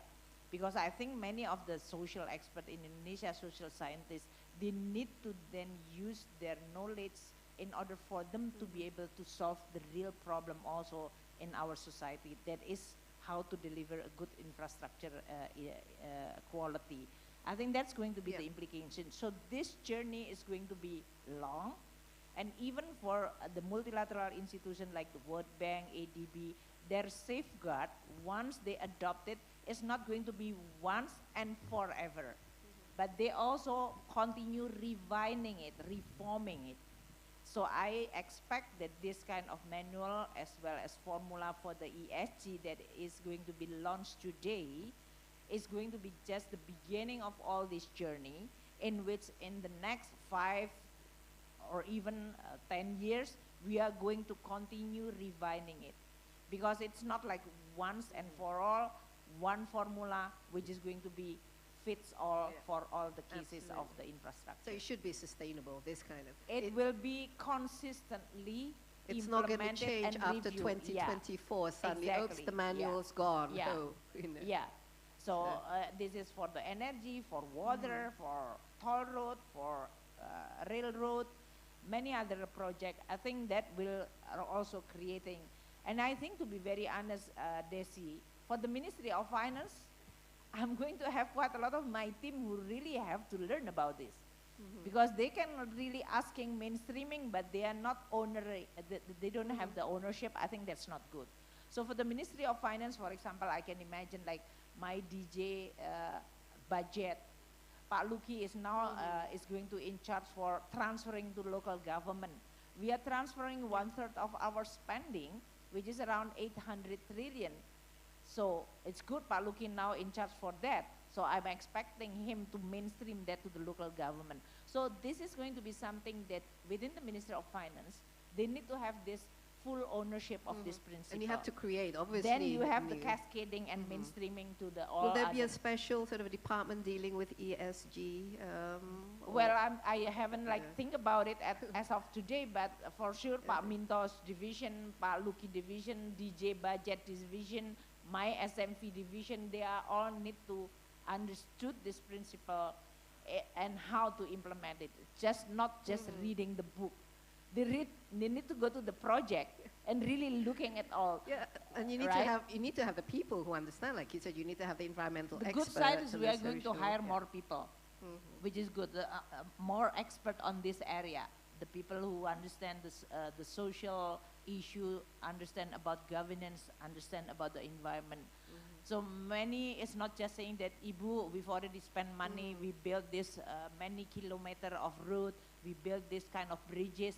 No, that's not that kind of report. Although we are actually quite pioneering in making this transparency. I always like communicating, this is how much money we spend, this is the result, output, outcome, how many actually built, road has been built, how long, how many bridges has been built. All this thing is already now become a tradition for the Minister of Finance. Every month, we actually making this public. But now we are going to ask more Minister of Finance to talk about, okay, it's not only the quantity, but what is the quality of this? Yeah. And that will require much, much more demanding how to understand the quality and how you are going to communicate this to the public. So public will know that why should I pay tax? How this tax is going to be translated into a good quality of infrastructure.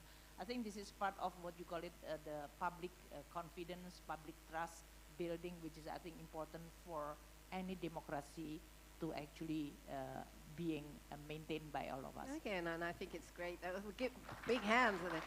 It's great that the Ministry of Finance is, initiating this. And how, your thoughts, how to go ahead? This has to go beyond the G20 summit. I mean, everything is all about the G20 summit, and we don't want to be, a month from now, suddenly everything's forgotten. And it's back to business as usual, making sure the sustainability of it all, and also making sure the framework and the manuals being followed, and there's compliance. And also it should be an opportunity for Indonesia to access more financing, global financing, to finance our infrastructure and our growth, right? Well, Ibu Desi, I think you just said it all. Okay. But no, first, thank you very much for having me once again for this this dialogue. I learned a lot also, and I also sense a huge commitment and interest from around the tables in this room. Ultimately, if you ask me, I'll be really quick. It is about our DNA. And DNA in UNDP, for instance, is all about leave no one behind. And honestly, for us, infrastructure investment, or any investment for that matter, is very futile unless if it is not actually inclusive, if it does not contribute to sustainability, and if it actually does not create disaster resilience, which is quite relevant for a country like Indonesia. And I think ESG framework and the commitment to ESG investment is actually presenting Indonesia a huge opportunity. I think it's a golden ticket in that sense for Indonesia to actually green the investment for now, and then eventually create a wide, broader ecosystem to green overall investment beyond infrastructure. And as the minister said, this is not going to happen overnight. This is the journey. And for that reason, we feel UNDP is really privileged and very grateful for being able to be part of this journey. And we know it's going to be a long journey, but we would like to accompany this journey with the ministry, other ministries, and also the partners in this room. The beginning of a long journey. A journey of 1,000 miles begins with a first step, and I can do that. This is a first step. And big hands, please, to our Minister of Finance and also to our UNDP representative. Now, there is a photo op now, I've been told, after this, and I know that you have to go, you have more things to attend, and then that would be followed by the launch of the ESG Framework and Manual. So with all due respect, Norimasa-san and also Bu Ani, we need to stand up so they can clear out these chairs. And then if we just sort of scoot over here.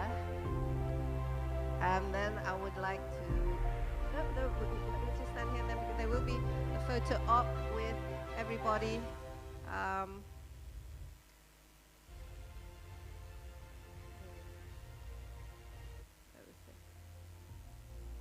So who would you like to, Ms. MC, will you call the people who would take part in the photo op, or? All right. Anyway, big hands while we're waiting. Thank you very much for the dialogue, Norimasa-san, and also Annie. And I'll just return this session to the MC. Thank you, moderator. Please give applause, ladies and gentlemen. Thank you, Desi Anwar and the speakers. So the moderator, you may return to your seat. Would like to invite Mr. Norimasa, please. Yes, and on the stage, I would like to invite Minister of Finance of the Republic of Indonesia to join us. Distinguished guests, ladies and gentlemen, now we'll begin the launching of the ESG Framework and Manual.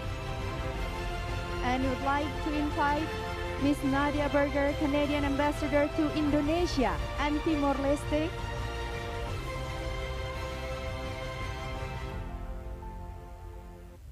And we'd like to invite Mr. Suminto, Director General of Budget Financing and Risk Management, Ministry of Finance.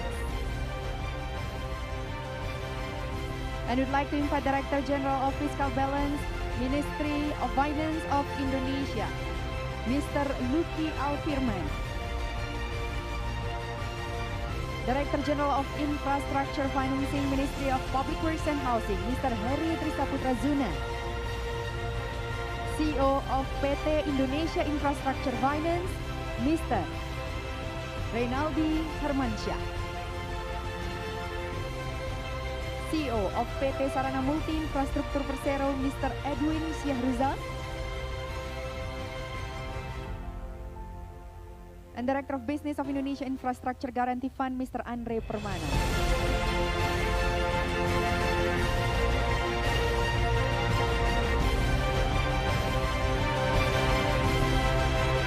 Distinguished guests, ladies and gentlemen, so this is the moment we're going to invite the VIPs.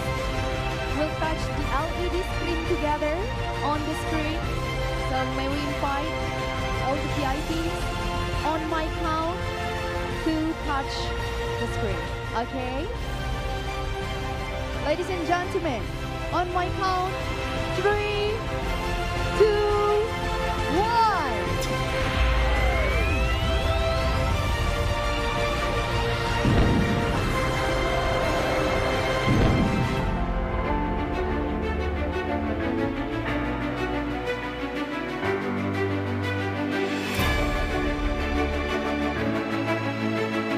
The VIPs, please remain on stage.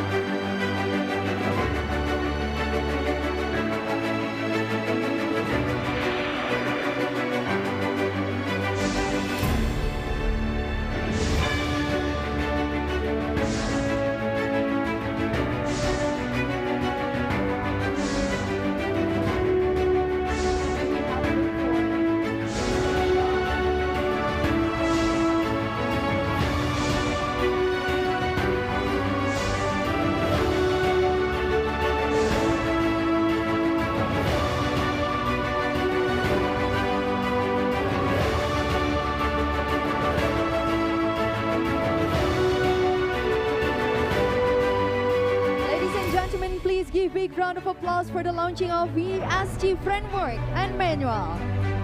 And would like to invite Minister Simulani to deliver the document ESG Framework and Manual. At first, we'd like to invite Mr. Heri Trisaputra Zuna. So Minister Simulani will give to Mr. Heri Trisaputra Zuna.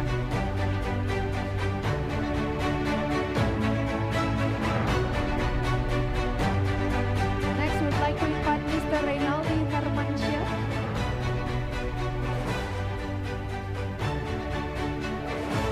Mr.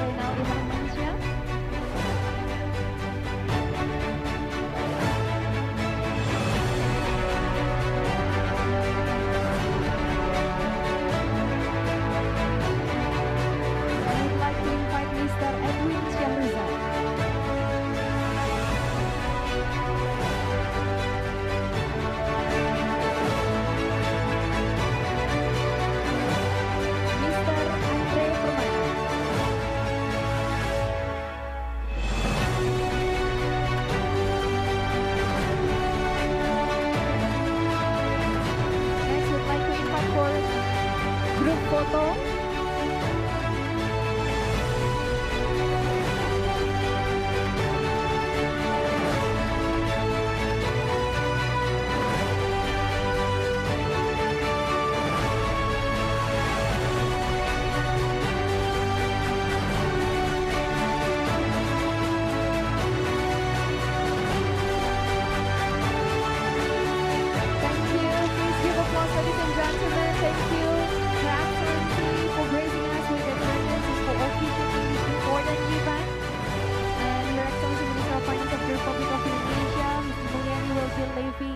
The main ballroom.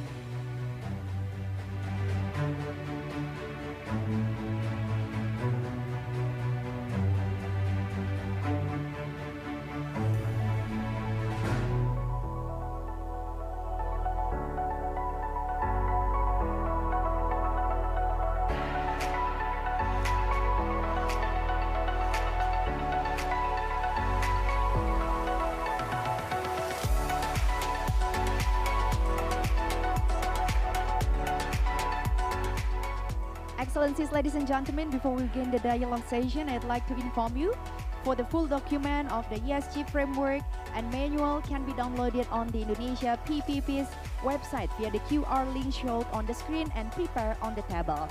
And now, ladies and gentlemen, we are going to have a short break.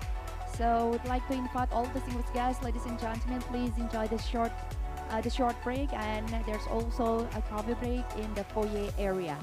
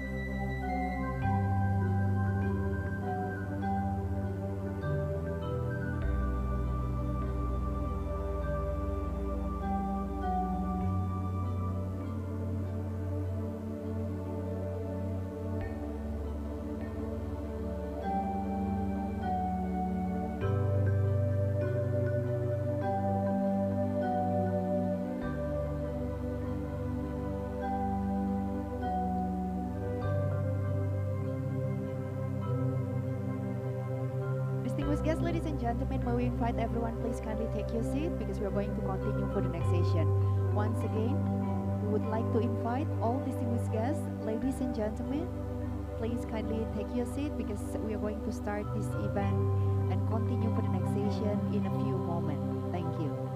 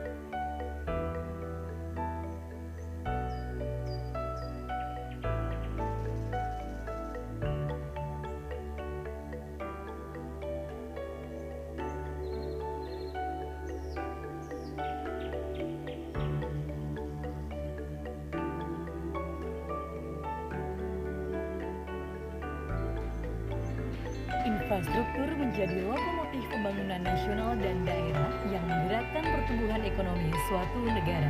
Oleh karenanya, penting bagi pemerintah untuk mewujudkan kehadiran infrastruktur dalam kehidupan masyarakat, terutama infrastruktur dasar seperti penyediaan air minum, sanitasi, listrik, perumahan, jalan, serta fasilitas kesehatan dan pendidikan.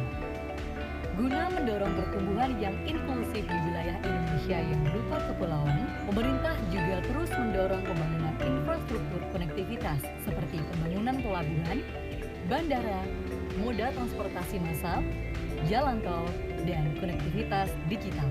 Kementerian Perencanaan Pembangunan memperkirakan kebutuhan pembiayaan infrastruktur mencapai Rp6.445 triliun sepanjang periode 2020 hingga 2024. Angka ini cukup fantastis di tengah keterbatasan anggaran. Untuk itu, pemerintah telah menyusun kebijakan dan langkah strategis untuk memenuhi kebutuhan tersebut. Salah satunya adalah dengan mengoptimalkan keterlibatan pendanaan privat melalui skema KPBU dan blended finance. Diharapkan optimalisasi skema-skema pembiayaan inovatif tersebut dapat memenuhi 42% kebutuhan pembiayaan infrastruktur.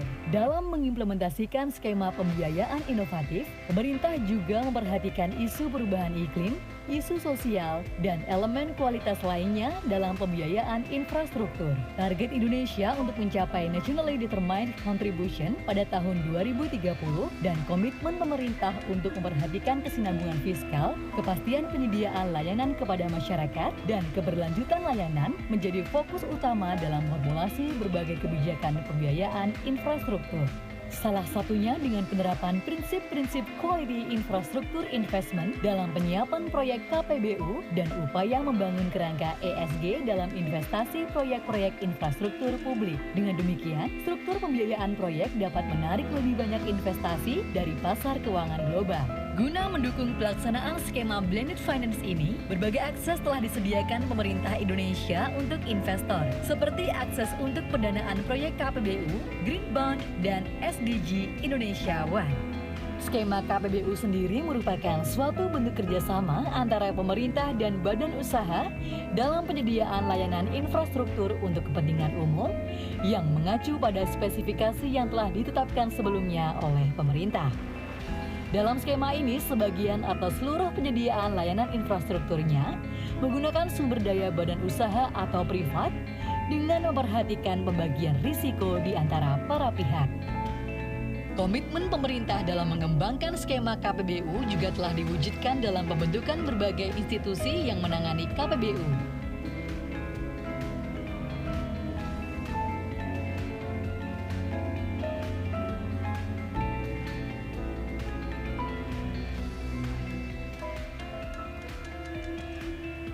Dan sebagai wujud dukungan nyata kepada proyek-proyek KPBU, berbagai bentuk dukungan fiskal telah diformulasikan dan disediakan oleh Kementerian Keuangan, yang meliputi Project Development Facility untuk mendukung penanggung jawab proyek kerjasama dalam menyiapkan dan mentransaksikan proyek, Viability Gap Fund yang merupakan dukungan fiskal untuk sebagian biaya konstruksi proyek, penjaminan infrastruktur melalui PT PII atau penjaminan bersama dengan Menteri Keuangan untuk meningkatkan creditworthiness proyek, asistensi dalam pelaksanaan proyek dengan skema KPBU Availability Payment, pendanaan pembebasan lahan untuk proyek strategis nasional, dukungan fiskal lainnya berupa pengaturan penggunaan barang milik negara, insentif pajak, dan koordinasi terkait keuangan daerah. Target tersebut juga didukung dari sisi penyediaan instrumen investasi yang mengedepankan isu lingkungan sebagai aksi nyata memerangi isu perubahan iklim. Indonesia saat ini telah mengembangkan Green Bond dan Green Sukuk Framework yang bertujuan untuk membiayai proyek-proyek infrastruktur hijau. Dengan skema KPBU dan instrumen pembiayaan yang mendukung pembangunan infrastruktur hijau yang berkualitas, akses bagi investor juga diperluas melalui SDG Indonesia One. SDG Indonesia One merupakan platform kerjasama pendanaan terintegrasi untuk mendukung pembangunan infrastruktur yang berorientasi pada pencapaian tujuan pembangunan berkelanjutan. SDG Indonesia One menyediakan sejumlah fasilitas, meliputi fasilitas pengembangan proyek yang dapat terintegrasi dengan PDF, fasilitas mitigasi risiko, fasilitas pembiayaan, dan fasilitas investasi. Dengan demikian, struktur pembiayaan infrastruktur di Indonesia dapat menjadi lebih variatif dan terbuka dengan berbagai instrumen. Pendekatan blended finance yang melibatkan banyak stakeholder ini diharapkan dapat mencapai pembangunan dan pengembangan infrastruktur secara optimal sesuai dengan komitmen Indonesia untuk menyediakan layanan infrastruktur yang berkelanjutan, ramah lingkungan, dan sesuai dengan kebutuhan masyarakat.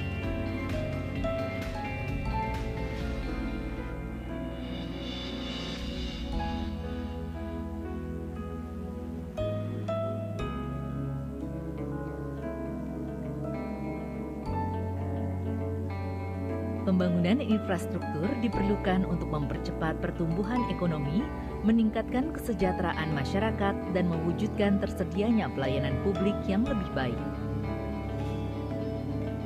Di tengah keterbatasan, pemerintah menawarkan alternatif pembiayaan yang melibatkan partisipasi pihak swasta guna memenuhi kebutuhan pembiayaan infrastruktur.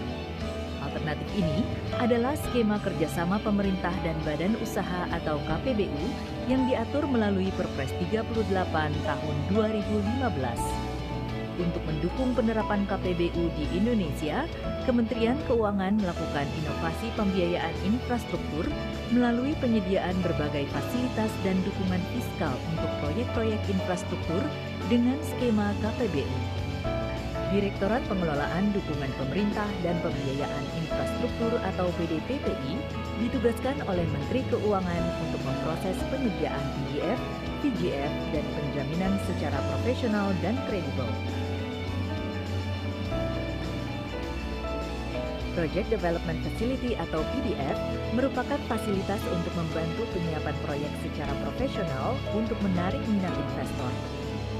Penanggung jawab proyek kerjasama atau PJPK yang mengajukan permohonan PDF akan diberikan pendampingan oleh tenaga profesional untuk membantu mempersiapkan prastudi kelayakan, menyusun dokumen pelelangan dan pelaksanaan transaksi, hingga tercapai financial close atau perolehan pembiayaan dari perbankan maupun lembaga pembiayaan.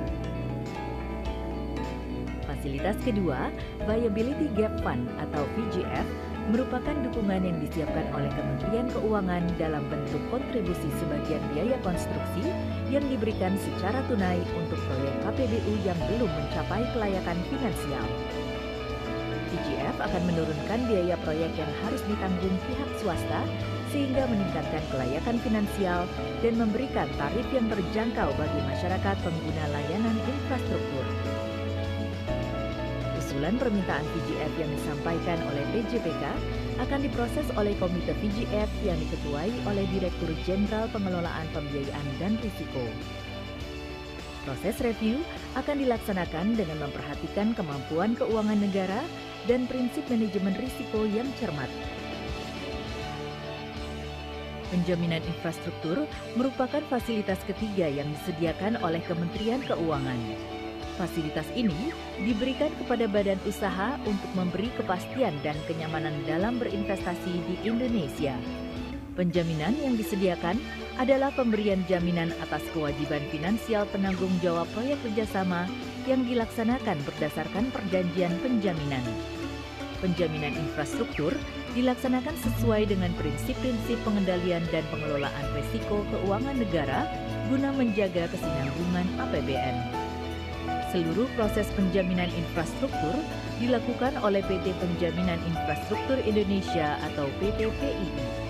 Apabila cakupan kebutuhan penjaminan melewati kapasitas modal PT PII, maka akan dilakukan penjaminan bersama antara Kementerian Keuangan dengan PT PII.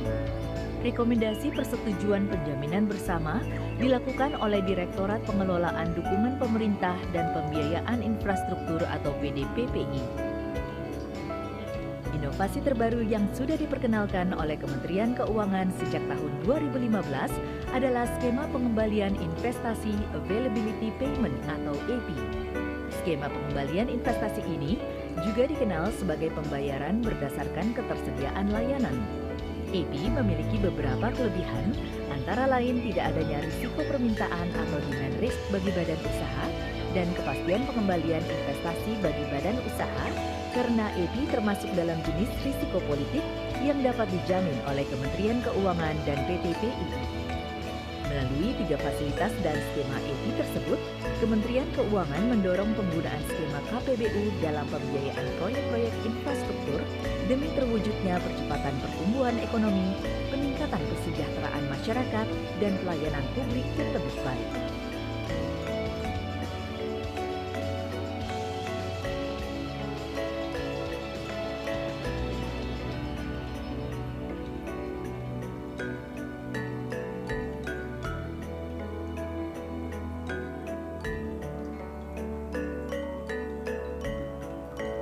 Every achievement started with a single step.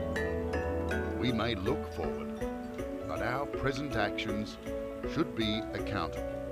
In a resource-constrained world, longevity is carved by our actions. Our actions reflects our intention. Our intention reflects our responsibilities. Time passes. Environment changes, but vitality of life remains. Every shift, every relapse, the essence of life dances above seas of time. The best time to invest is decades ago. The second best time is today. A good business makes profit. A great business makes impact. Building this nation goes beyond the value chain. It takes knowledge, it takes perseverance, it takes passion, and above all, it takes commitment. We are here to flourish, to evolve, and together we are here to leave a legacy. We are confident with our future goals by being committed to our present consistency. Our value is timeless as we catalyze a sustainable development for this nation. We preserve tomorrow's by securing today's. We are the enablers for sustainable development. We are the catalyst to secure a future that the upcoming generations can bring. We are PT.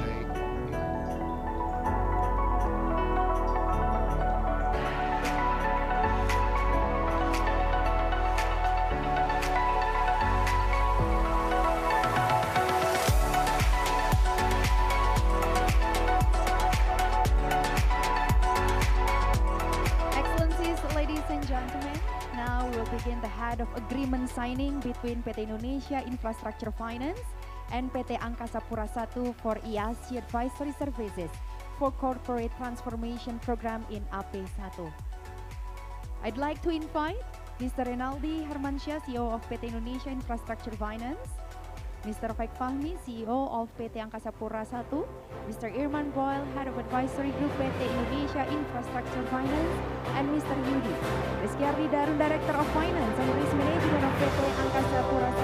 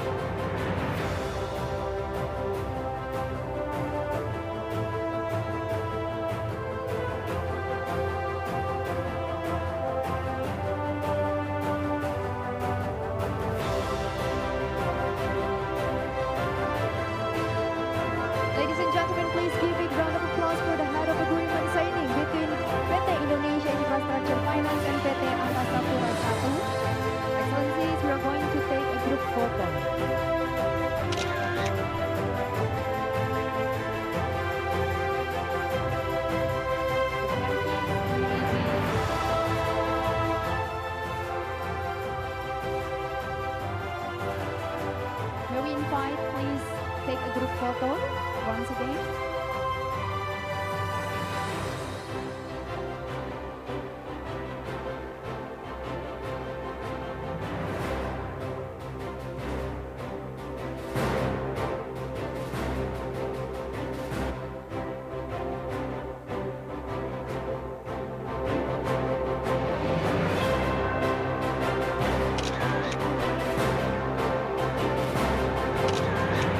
Thank you. Please be seated.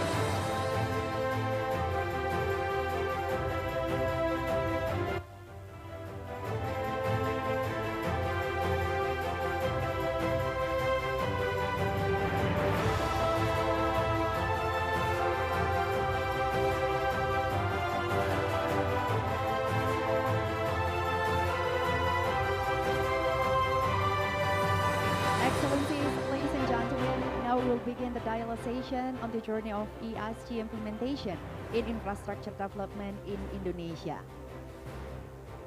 We'll have our speakers, Mr. Heri Trisaputra Zuna, Director General of Infrastructure Financing, Ministry of Public Works and Housing, Mr. Aldo Artoko, President Director Arcora Hydro Indonesia, Mr. Satoshi Ishihara, Senior Social Development Specialist, the World Bank, and this session will be moderated by Mr. Wito Tandra, Chief Risk Officer of PT Indonesia Infrastructure Finance. Ladies and gentlemen, without further ado, please welcome our moderator and speakers.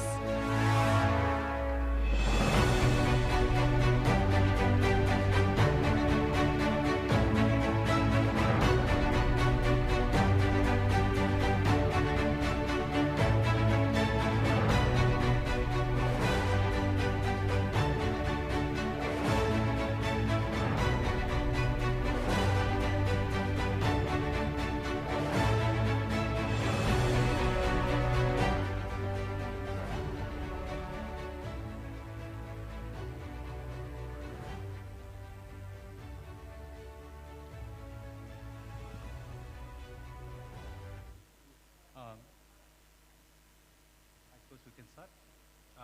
Hi, ladies and gentlemen.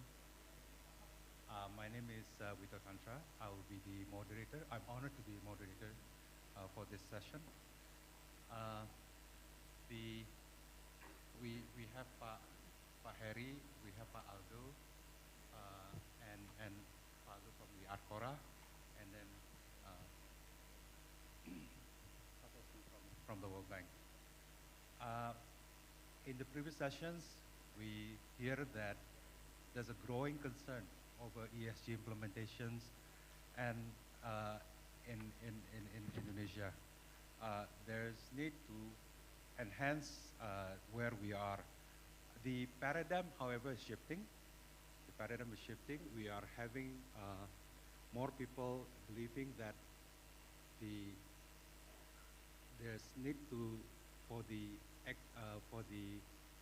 social environmental aspect to coexist with economic returns.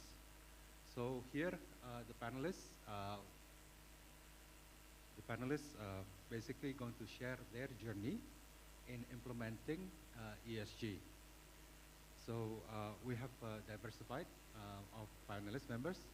Pak Heri is from the policymakers and the government, PUPR, Pak Aldo from the private sectors, and Pak Satoshi from the World Bank, senior specialist for environmental, for social. So with that, we also going to have input from two pioneers who's also been in the financing world. We has been the SMB, who has been also practicing ESG in the project they finance, SMI and PAE. So without further ado, let me start the questions for the panelists. Pak Heri, thank you. Good morning. Thank you and good morning. As part of the PUPR, has a key mandate to carry out formulation and implementation of policies in the field of public works and housing infrastructure development. We know that Ministry of PUPR is committed to achieving the 2030 goals on SDG. My question to you, Pak, could you share your experience with the audience here? How has the ESG been factored into your policy formulation? And for what are the challenges you are facing in implementing ESG? Thank you. Thank you, Pak Moderator. In Ministry of Public Work, we are dealing with many infrastructure, starting with the toll road and include the non-toll road as well, water resources management, housing, and also SDG 6. The SDG 6, of course, they already comply with this ESG, I believe, especially the sustainable and environmental aspect. But for other infrastructure, we are just starting to adopt the concept and the principle. That's why we are trying to connect with World Bank, SMI, as well as IIF, how we put forward all of the infrastructure follow the principle. And so far with this manual and guidance, I believe we can make all of the project will follow the principle of the ESG. And the challenge, if we talk about the challenge, it is like a new concept in our ministry and also the stakeholder as well. So the challenge is how we make all the content, the principle will be included in the process as well as in the document. Such as, for example, we are now preparing a project for the multipurpose dam, which is also get PDF from Ministry of Finance. We hope we want to include this ESG principle in this project. And also we have another two public housing project, which is also we can try this principle. Then with this clear pilot project, everybody can learn internally as well as our stakeholder, the bidder and others participants. Okay, so you feeling there's a strong cooperation from the stakeholders to comply with this requirement? Because in infrastructure it starts with initiation from the government. By putting the principle in the study, in the tendering process, in the concession agreement, so it will be bind all of the participants to follow the principle. So this is something like with that condition also it will invite all the investors that expecting the ESG and other thing that as Bu Menteri mentioned, they're familiar with the principle. Thank you, Pak. Let me shift to the private sector. Pak Aldo, as one of the larger privately run players in renewable energy. Can you just talk about how's the Arcora has been doing and how is it actually take advantage of the trend in ESG of late? Thank you, Pawito. So Arcora, as a renewable energy power company specializing in hydropower, it's undeniably that the trend for ESG is very strong. I mean, especially compared to about 10 years ago.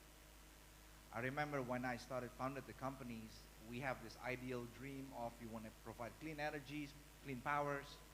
However, in business conduct discussions, in financing discussion, the word ESG itself never even been mentioned even once, as far as I remember, right? All they think about is actually what's the returns, how are you capable to pay back, but the value of clean energy, ESG principles never even been mentioned. So right now, I am thankful that we're living in somewhat a different mindset, which is a very good thing. And the company Arcora started implementing this ESG principles, truth be told, was just in a way to get a financing at start, right? Because as a young companies, we're trying to get the best financing possible, and we met with company SMB such IIF. And that's where we are mandated to implement this ESG principles. But interesting fact is that after we start implementing this ESG principles, we started to see this benefit directly, which is from operational standpoint, we started seeing support, especially from the communities around the project area. Undeniably very good support. I mean, compared to the other industries that I saw, read in the news, I never seen such things where the communities are against it, hardly against it, because if we do apply this ESG principles, people are backing us up. Undeniably, they're supporting us up. So that's a very good thing. That's one of the advantage that we can see by applying the ESG. And other than that, in terms of about 5 years ago, there's not so much commercial banks that have this infrastructure-friendly type of financings. And applying this ESG principles, making the company have access through this infrastructure-friendly financings with competitive financings, right? And one of the other things also that worth to share, so our company recently, about 4 to 5 months ago, just conducted the initial public offerings. And before that IPO process, when we do our non-deal roadshows, one of the things that the investors wanted to see is basically how the company implementing this ESG principles. So as a private sectors, implementing this ESG sectors really open up to a lot of broad type of investors that are actually willing to put their money on into projects, especially renewable energy project like us. And by doing the right things right, definitely help valuations because operations go smoothly, financings get cheaper and longer. So those are things that we think we see benefit. So by what we originally doing this ESG principle as a mandate or a way to get money or financings, now it has become a company principle for us. And one of the biggest advantage that we feel that through the IPO process, we actually landed a very high reputable investors that like Astra Internationals, they decided to invest on us because they also know that we are implementing this ESG, which one of the key aspects why they invest in us as well. So I guess it's undeniably a very good benefit for the company. Thank you. Yes, certainly this is a trend that we like to see, more believers on ESG adaptation of ESG. We wish your testimony will actually encourage people at least to try ESG, to give it a try, because I think there's a level of, some measure of level of skepticism that ESG will work. So, you know, this is good. Let me turn to Pak Satoshi, the World Bank. We know that the World Bank has been promoting ESG sustainability and applies its own standard, the ESF 2017, for project it finances, and to be consistent with the standard of other international multilateral companies. My question is that, how does World Bank see the progress of ESG implementation in Indonesia, development infrastructure, in particular with regard to infrastructure project development in Indonesia, and what benefit can Indonesia gain from applying ESG in projects? There's two more questions. How does the bank address the gaps between the international and the local context? And third is, what has the bank done so far to help preparing the ESG transformation? Thanks, Pak Wito.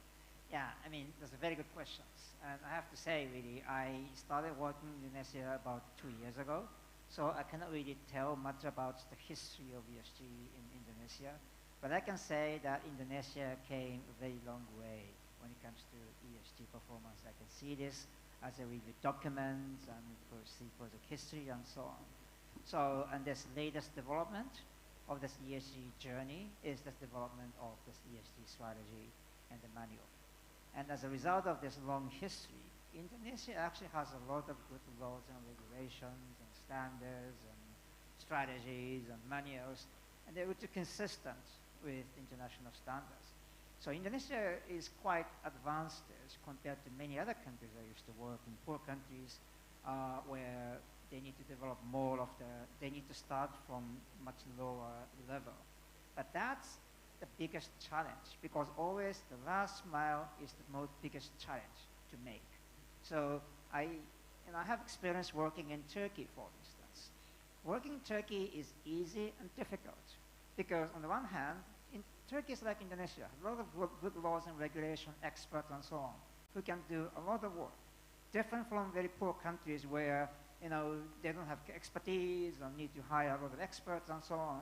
But at the same time, it's easier for us to work in poor countries in a way, because we can simply hire international experts, bring them into the project and let them work and take care of all the international standards. But it's different for countries like Turkey, Indonesia, where we don't really need such external experts, because national experts are able to deliver a lot of things, but not quite there yet. So this last mile is the biggest challenge, I think, for Indonesia to make. And there's a very important challenge, because Indonesia will need a lot of financing to achieve energy transitions, climate adaptations, and so forth, which means a lot of financing has to come from international sources, international financiers, private, bilateral, or some international, some financing institutions like the World Bank and EIB. They require higher ESG standards. So Indonesia will be able to benefit quite a lot in improving access to financing by really making this last mile, this last mile in this long journey of ESG implementation. Yeah, the benefit is large. The challenge is big, but benefit is large, in my view. The last miles is typically more difficult than the previous miles. Okay, let me turn to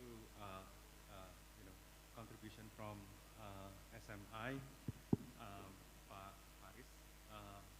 Dear Pak Faris, we know SMI has been pioneer in the implementation of ESG, while also establishing the integrated platform SDG1 that combines the public and private funds to funnel into projects supporting SDG. So my question is that, can you please share your experience? What are the challenges you are facing? What are the key lessons learned that we can all pick up from?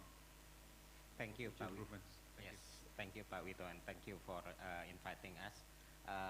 We are really happy that today we see another landmark, Pak Wito, with regards to ESG standards. If you say PTSMI are the pioneer. Actually, we follow EEF footsteps, but EEF is the first.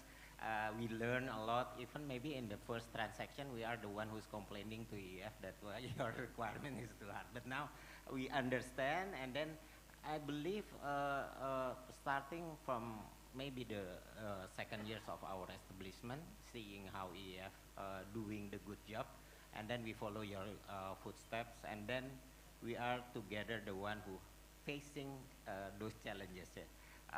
So basically, what we are doing is we just like IIF, we create standards and guidelines to implement the ESG, or we call it ESG Framework, Environmental and Social Safeguards. So we apply that, and then we see that it's not only us. We can ask for multilateral helps to create a good standard, which is also, we hope that also tally with local wisdom. So with regards to the challenge, yes, buy-in is something that we face at the first stage of our effort, ya Pak Wito, ya. There are pushback, there are not only from our land syndications, but also from the debtor usually.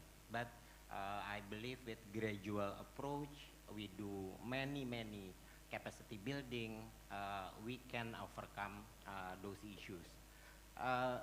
What most important, we believe is that government support, regulatory support is really important to push this framework to be more effective. Maybe I choose OJK regulation, FSA regulation with regards to green taxonomy.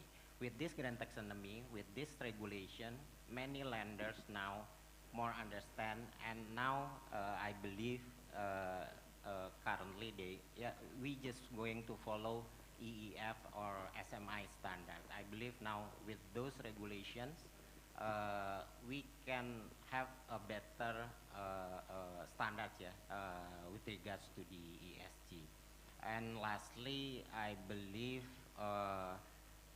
besides the regulations, we also have to do showcase, which shows to the public the benefit, just like Pak Aldo said previously, that with the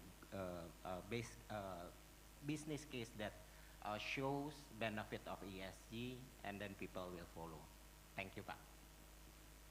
Just one additional question, Pak. Do you believe that clients are going in the spirit of the ESG? You see more of that taking place of late? Yes, yes, okay. Pak. Yes. Thank you. Thank you, Pak Haris. Pak Andre? Same question. Oh, there we go. Hi, Pak. Same questions, but regard to guarantee issuance, sovereign guarantee issuance. So more on the challenges, ya Pak, ya? More on the challenges and how do you clients behave? Okay. And you know, when you prescribe to them certain corrective action plan that need to be done, okay. What kind of reception you typically receive, and do you think that they are at a level where it's okay. More on the spirit of the compliance, not so much on paper compliance itself? Okay. It's okay, I'm standing for answering the question. Thank you, Pak Wito, and all distinguished panelists and all the audience. I think first of all, I'd like to say that out of the 3 SMVs assigned by Bu Menteri Keuangan to endorse the ESG framework, we are the only one has a bit different entity, because we are a sovereign guarantee provider. And in terms of how we do the guarantee, especially the evaluation, the screening, and also the structuring, including how to monitor and to get the best risk mitigation for the project, we always deal with this kind of situation. I think when you mention major clients, you sit next to him, Pak Heri, and also I have Pak Danang in his capacity in Toll Road Authority, and some other colleagues here, which actually has many experiences with us as a guarantor, how to deal with these issues.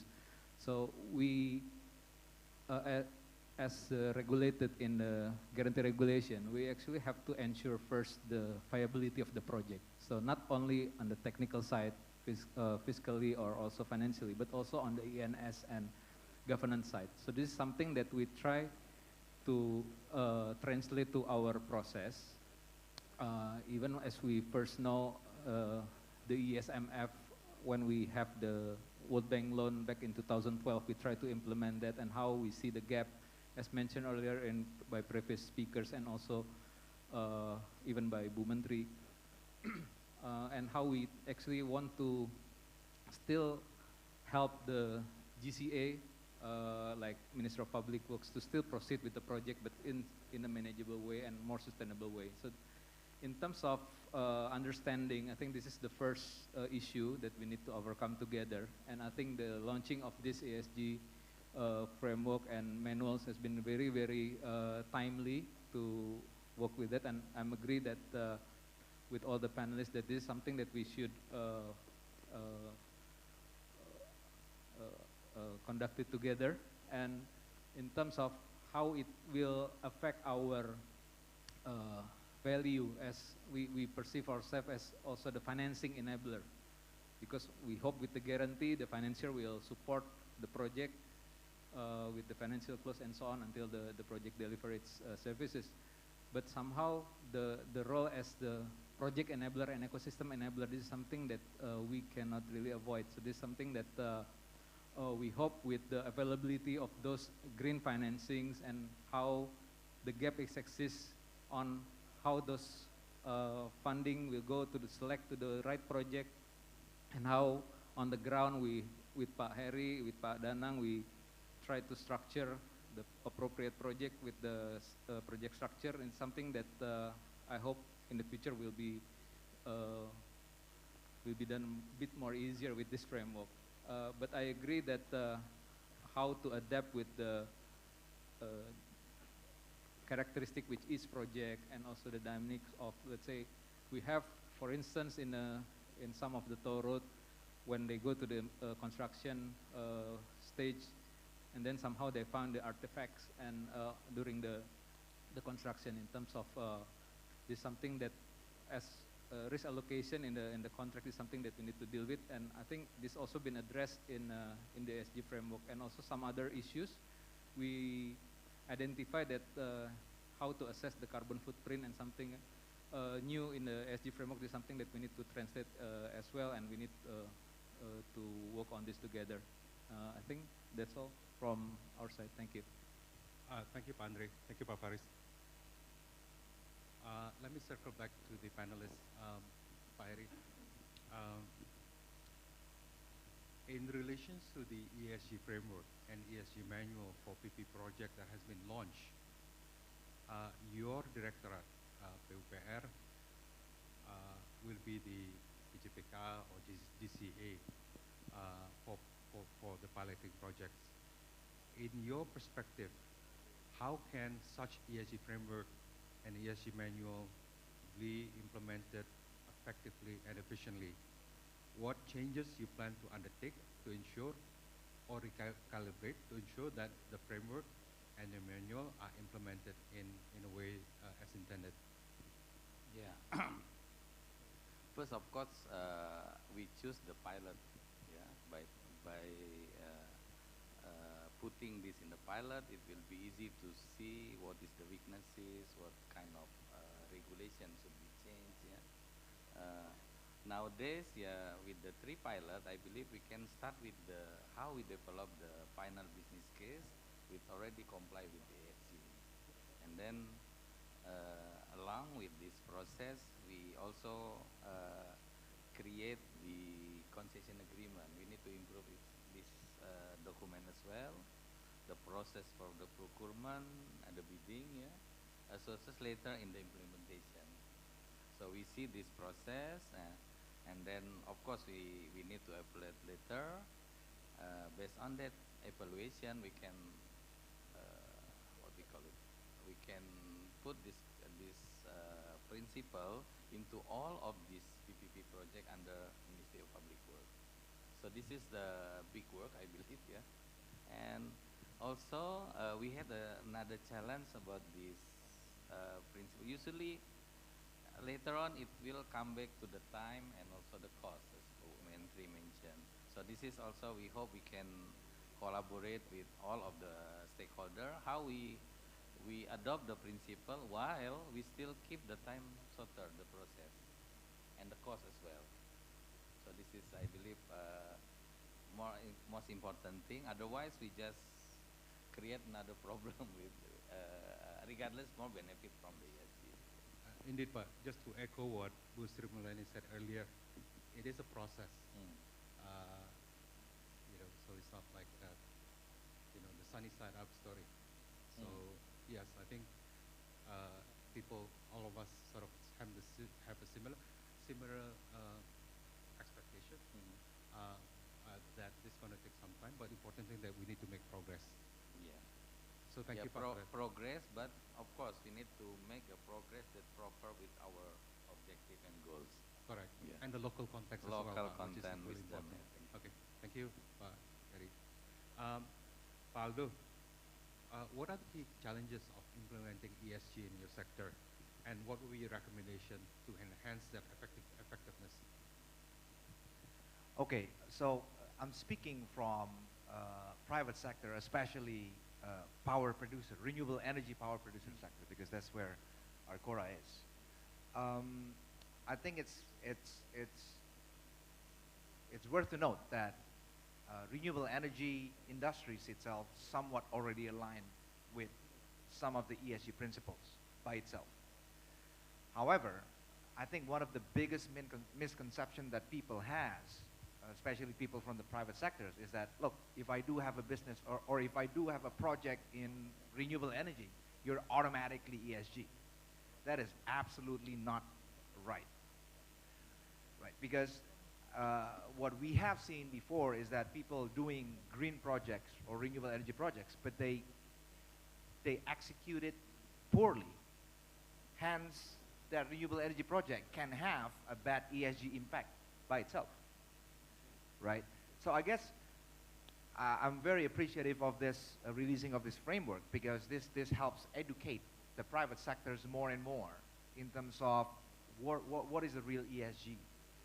So we have to eradicate that the conception that if you do renewable energy correctly, if you do renewable energy, automatically you're doing ESG. That is not right. So having the right ESG, for me at least, is doing the right things right. So you want to do renewable energy, I think that's the right thing to do. But are you doing it the right way? So that's also important.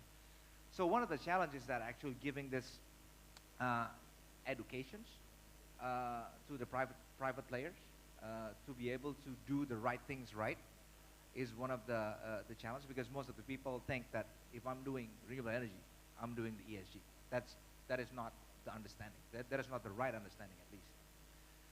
And in terms of looking back into our experience, our Cora's experience, that we get to know ESG is actually from the financing mandates.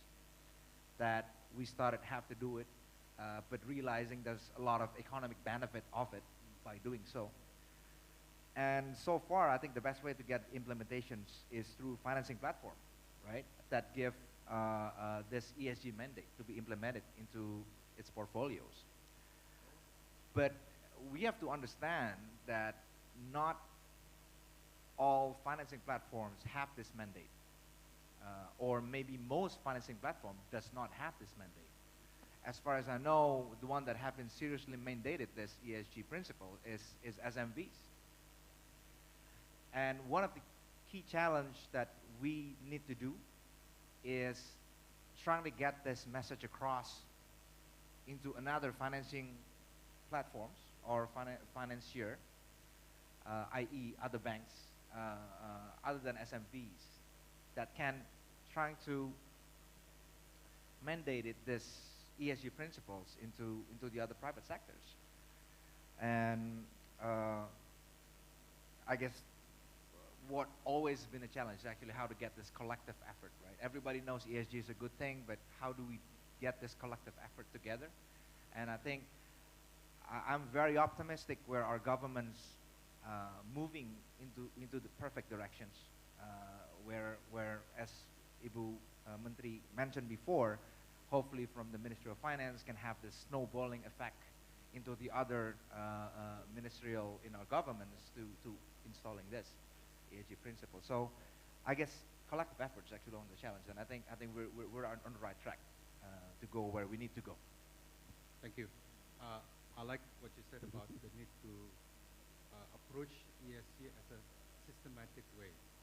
So it has to be very measured, and clear policy and procedures is instrumental.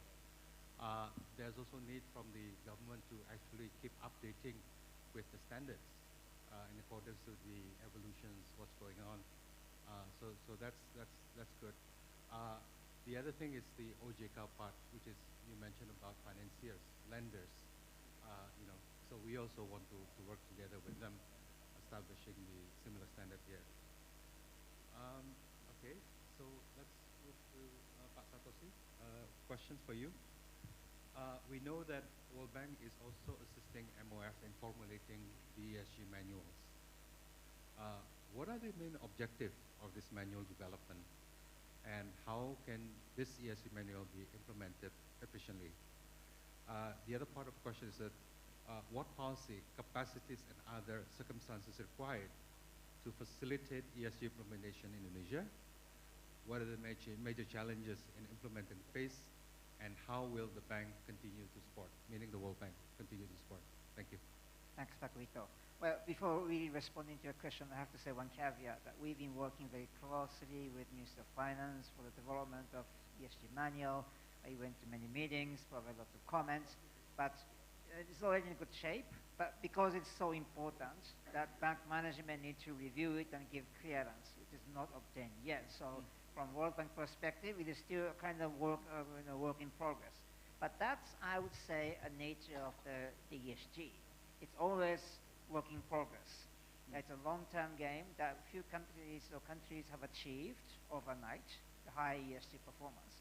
So we're talking about this long journey of ESG implementation need to be made. And this is exactly the reason we're supporting the development of ESG manual, and then some other additional support that we provide on ESG, in the sense that, as Pak Aldo said, it comes down to a lot of details, not only doing what is right, but do it right. That's the important thing. And in my perspective, this ESG manual provides a lot of things, not only about do what is right, but how to do it right. And I think it is the very important point to clarify. Many, the investors, ESG specialists, experts in the country, is that how things need to be done to achieve ESG performance. Back to the same issue that I said about the last mile in the long journey of ESG performance. And I think this ESG manual can do a lot of work in doing exactly how to do things right, in what categories and what stages of ESG or PPP or infrastructure development processes. And we're happy to continue to work, back to the original question from you, continue to work with all government agencies and other relevant agencies in developing guidelines, doing knowledge sharing, training, and so on and so forth, because we know it's not going to be achieved overnight. It's a long journey. So we continue to stay with all stakeholders, share international experience, and be with all stakeholders in this long journey of ESG implementation. Okay, thank you so much. Thank you all. I have one final question, which apply to the three of you. Thank you for your insightful answer to our questions. Moving forward, how do you think we should organize ourselves in terms of strategy, coordination, collaboration, partnership, monitoring, and evaluation or milestone to foster an effective implementation of ESG? And how do we see the role of government, the role of SMV, the role of international institutions such as the World Bank and ADB to push the envelope further so that the implementation goes beyond just a paper compliance, and as well as the role of private sectors like Akora. Let's start with you, Pak Heri. Yeah, this is like an orchestra, yeah, how we collaborate each other. Since the process will involve government, yeah, as a regulator, private sector as a participant, as well as the financial institution. Then I believe we can start with the incentive principle first, and later maybe this incentive, by the time whenever it is already all of the institution adopt this concept, then it become like this incentive for others that do not apply the ESG principle. So the keyword, I believe this is like a collaborative effort among all of the stakeholders. Like IIGA, for example, they can take the role to give, just give the guarantee for the project that adopt this ESG, for example, yeah. So such kind like that. Okay, thank you, Pak. Aldo? From the role of the governments so far, we've seen a lot of improvement. Definitely, us as a private sectors do feel the benefit of it. Not only for the financing sectors, because finance sector is only one thing, but from regulatories and licensings, permit, we have seen a lot of improvement. And again, as I said, I'm very optimistic in terms of direction where we're going, because it has been, there's a big improvement, especially for the past 4 to 5 years compared to 10 years ago, because I've been there 10 years ago and I experienced the hard part, and now I've experienced the changes. For the private sectors has been thankful for that, but there are always room for improvement, but I think the governments are working together on that part. And by having this kind of G20 where ESG is one of the important issues to discuss, it should definitely help further going forward. And as a role for the private sectors, where I can speak of myself, is that right now, Arcora itself is a public company. By being a public company, it kind of put you in some sort of a spotlight in terms of your performances and what you do. And I think by implementing these ESGs has been drawing a lot of high reputable investors internationally and also domestically.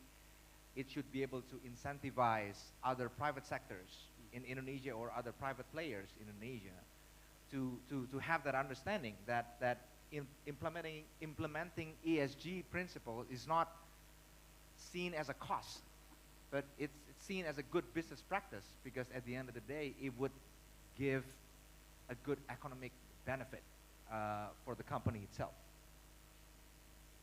Is this something that you can take up with your association, maybe, to spread the gospel about ESG? I do have. I do have. But look, I think main of the people in the sectors, in the associations, they do know that doing ESG is the right thing to do. However, that's why I said I'm very thankful about the framework, because even though they know ESG is a good thing, they don't know exactly how to do it. Like Mr. Tatusi mentioned, is that now by having this framework, they know exactly how to do to conduct their businesses, right? Because previously they don't know how to do proper land acquisitions. They don't know how to do a full environmental diligence.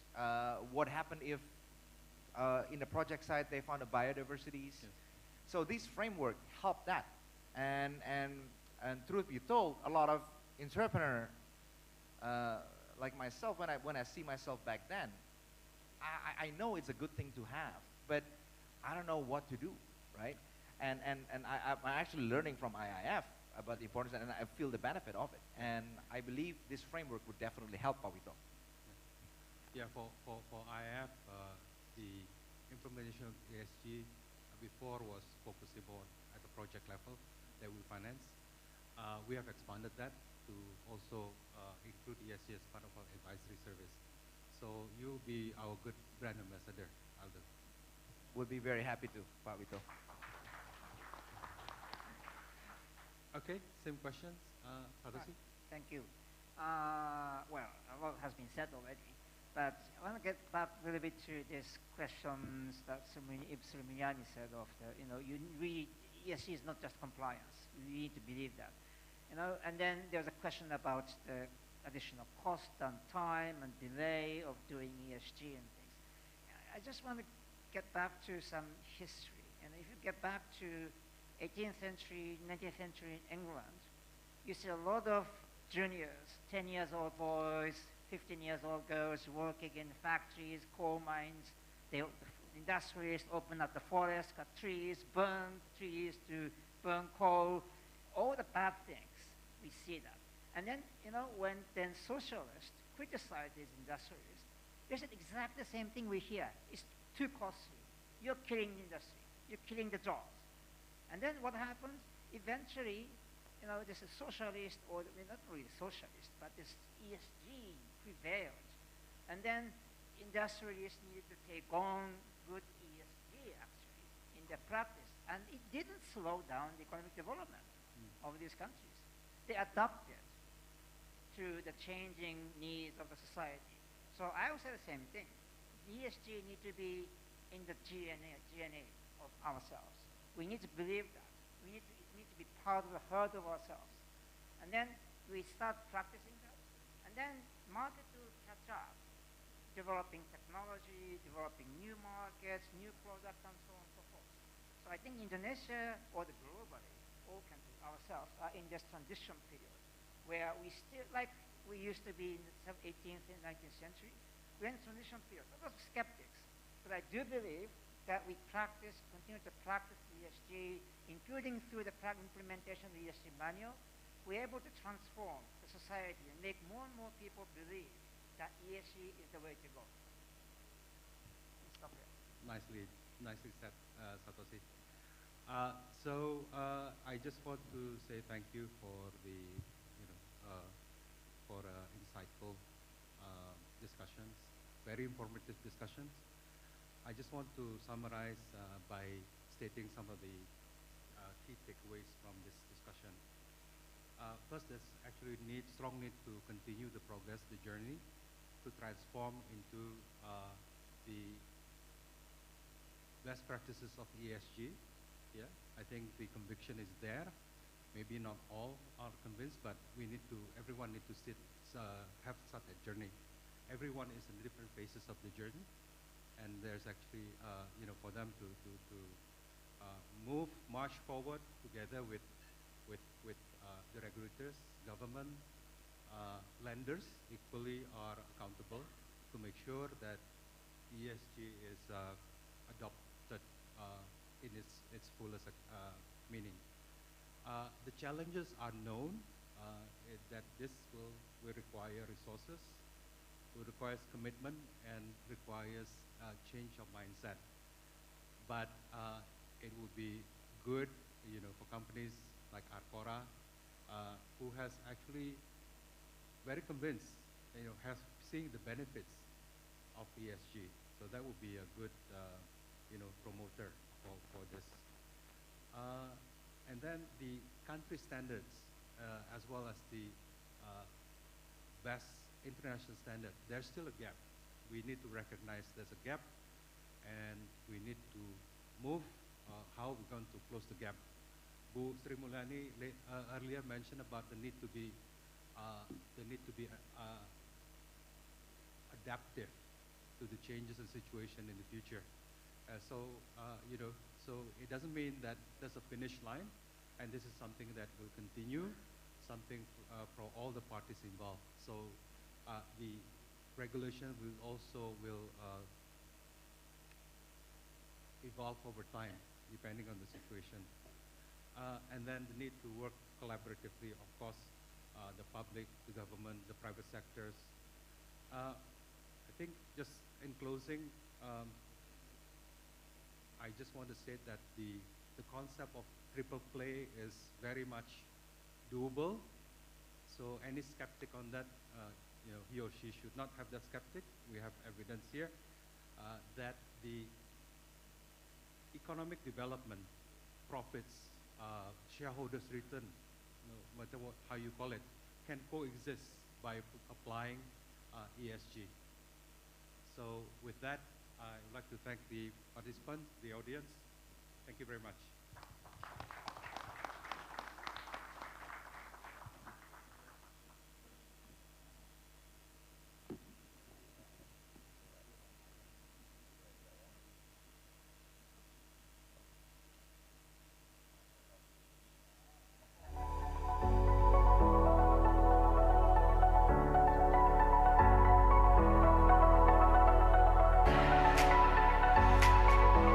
Well, ladies and gentlemen, please allow me to invite for a token of appreciation. But before that, please take a photo group first.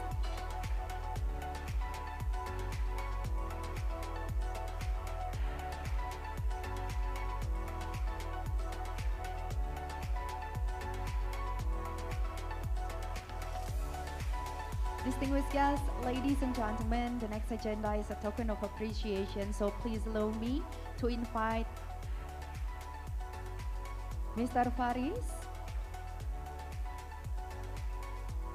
Mr. Andre Permana, and Mr. Brahmantio Esdijoso, and Mr. Renaldi Hermansyah to deliver a token of appreciation.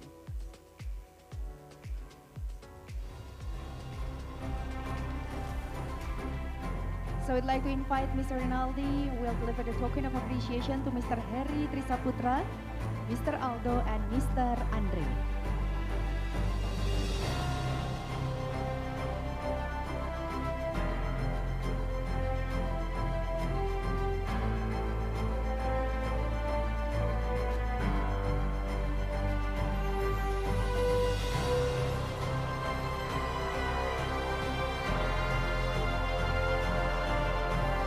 So I would like to invite to Mr.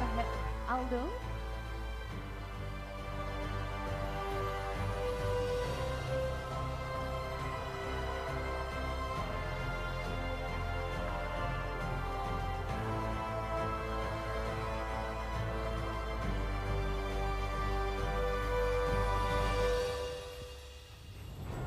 For the next, ladies and gentlemen, we'd like to invite Mr. Barahmantio will deliver the token of appreciation to Mr. Satoshi.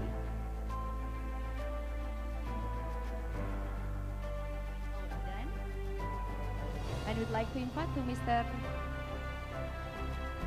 Guito. Yeah.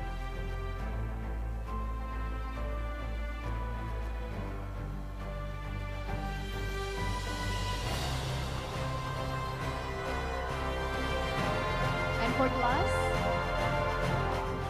Bapak Fari.